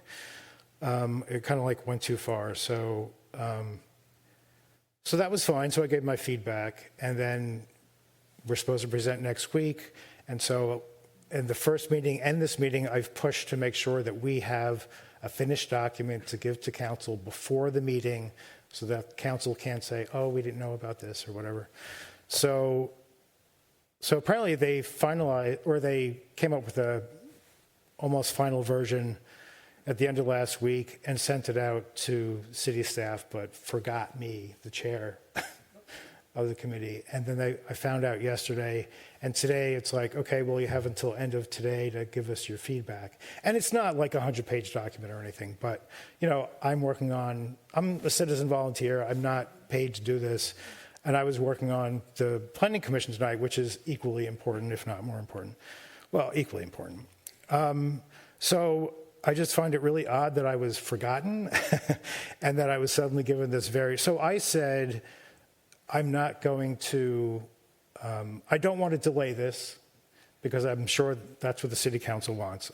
I don't want to delay it, so this should go through and presented to council, but I'm not giving my imprimatur to it because I didn't have enough time. And there wasn't enough time to give them feedback to change it because I needed to know Friday, so I had the weekend to work on it.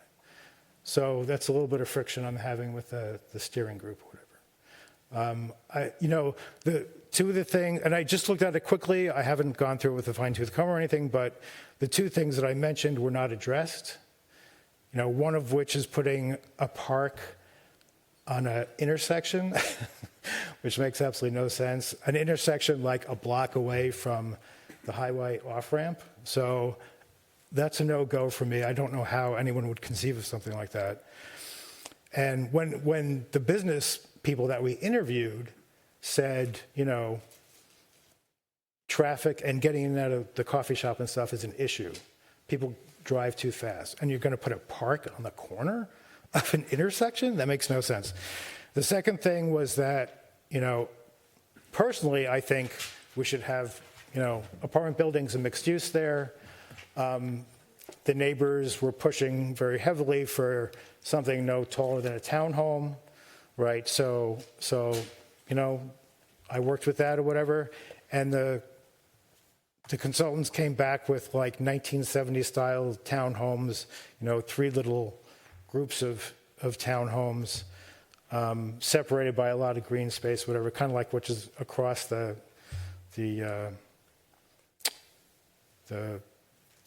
stream there, and the creek.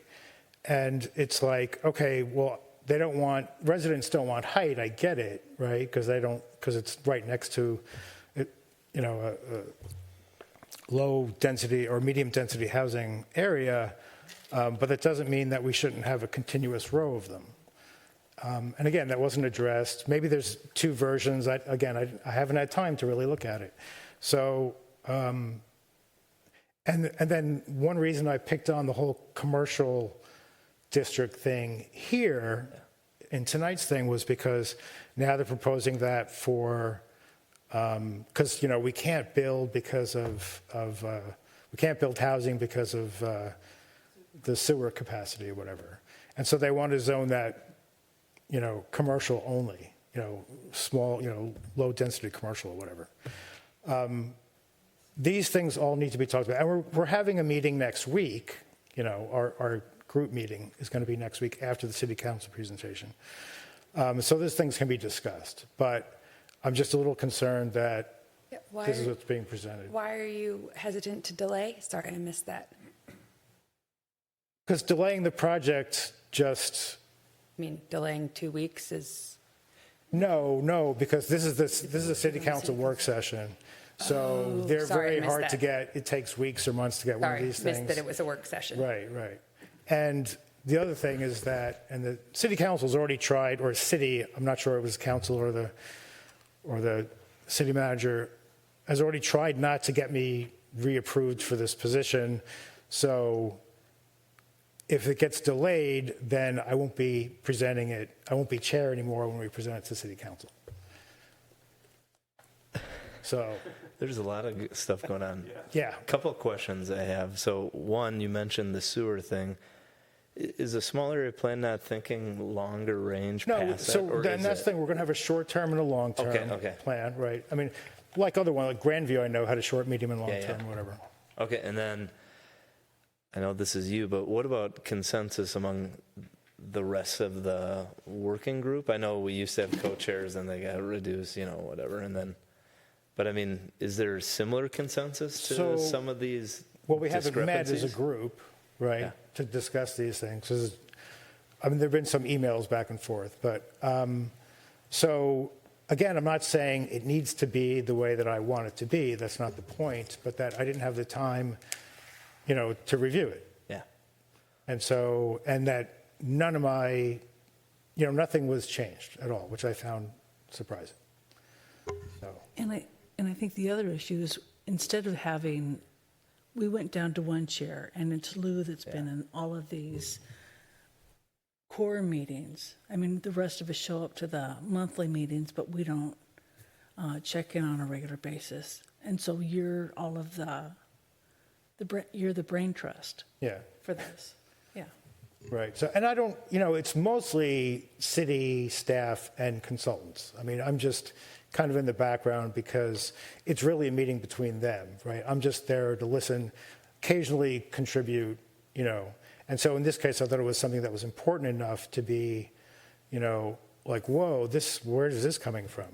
So yeah, it's not like I'm imposing, I'm not like saying I'm chair and you have to do what I say, but I thought I brought up some pretty good points, and I think it needs to be discussed more. Well, it should have been discussed more before presenting to the city council, but now I don't think we have the time. I'm just curious about process. And I just, from experience rewinding back to 44th and France, like our small area plan working group, like rarely interfaced with staff. It was pretty much us and the consultant most of the time. Oh, really? Okay. I mean, we had staff, but it's like those updates, it's like we were all reviewing the documentation and having meetings. And so like there was this natural consensus in the group. It was tough because, we didn't have any, like, it seems like what you're showing is something that most people can, like everyone could agree on, like this is a bare minimum type of effort versus like this is pushing any envelope whatsoever. I'm just curious about the process of that. And maybe this is different because of the sewer capacity and all these other like kind of city constraints that. So, well, I don't know. Again, I have not participated. I participated in 44th in France as a resident. I wasn't on the commission yet. So I don't know how apples to oranges comparison this is or whatever, but I assume that this was just a normal thing that the city did with consultants, and that, and originally all three of us were going to attend, and then there was some regulation where we couldn't, so it was just me at this point. But why couldn't it be the whole group? I guess I'm just. Well, we do meet. We meet twice as often. I think part of the deal is to make sure the consultants are on the right trail. It's staff making sure that you're, meeting deadlines and going where you're going to do. I mean, correct me if I'm wrong, but I think it's status meetings. So it's not like we're generally there making a bunch of decisions, right? It's talking about how things are going and whatever. But in this case, we're presenting, the holiday season and city council meetings, work sessions, whatever, it's tough to get to. So it's tough, and I'm trying to get this done before I'm done, but so we're just in a tough situation that way. Yeah, I was just curious about. It's interesting to hear though that it worked very differently for other. Yeah, I was just thinking because we had like rough drafts that like just kept coming back and forth to the working group, and we all would review it. So like there was never this like surprise element of like, here's something right before a deadline that you're about to propose, and like it doesn't quite match. Right. How often did you meet? Remember? No. I mean, I think it was like twice a month. Oh, it was? Okay. Oh, it was like early morning, maybe like an hour at a time. That's interesting, because it seems to have changed. I don't know Yeah, where that well, came from. like we had two commissioners as co-chairs, yeah, right. so there's some other changes too that I don't quite follow why. But I mean, we all care about the process and making it better for you, the rest of the commission, and the residents too. That seems disappointing. Right. So, I mean, the residents, I mean, our statement does say, we want, a park-like atmosphere or whatever, but you can put a lot of trees in front of, the space is really deep because there isn't a road there. That's another thing we're talking about is potentially having either a road or just a pedestrian road. I mean, lots of good creative ideas and lots of feedback, and the meetings I think have been very good with everybody involved. But we're coming down to crunch time, sort of thing. And I just don't want it to fade out completely that this is the plan that we're going ahead with. Got it. So that's all I have to say. Is there anything you need from the rest of us to support or assist in any of that? Well, we're meeting with City Council at a work session on Tuesday, so yeah, anyone who can appear is good. Thank you. Great. Any other comments? All right. Staff comments? Do have one update on the cannabis ordinance. After you had made your recommendation, it was kind of on hold a little bit, but the city council did hold the public hearing at their last meeting, and they'll make a decision next week. I think the issue is going to be the buffers, and yeah. Yeah, it seemed like some just didn't see a value in them and others did for different reasons, kind of like we talked about. So we'll see where that goes. Yeah. All right. Motion to adjourn? Second. All those in favor? Aye.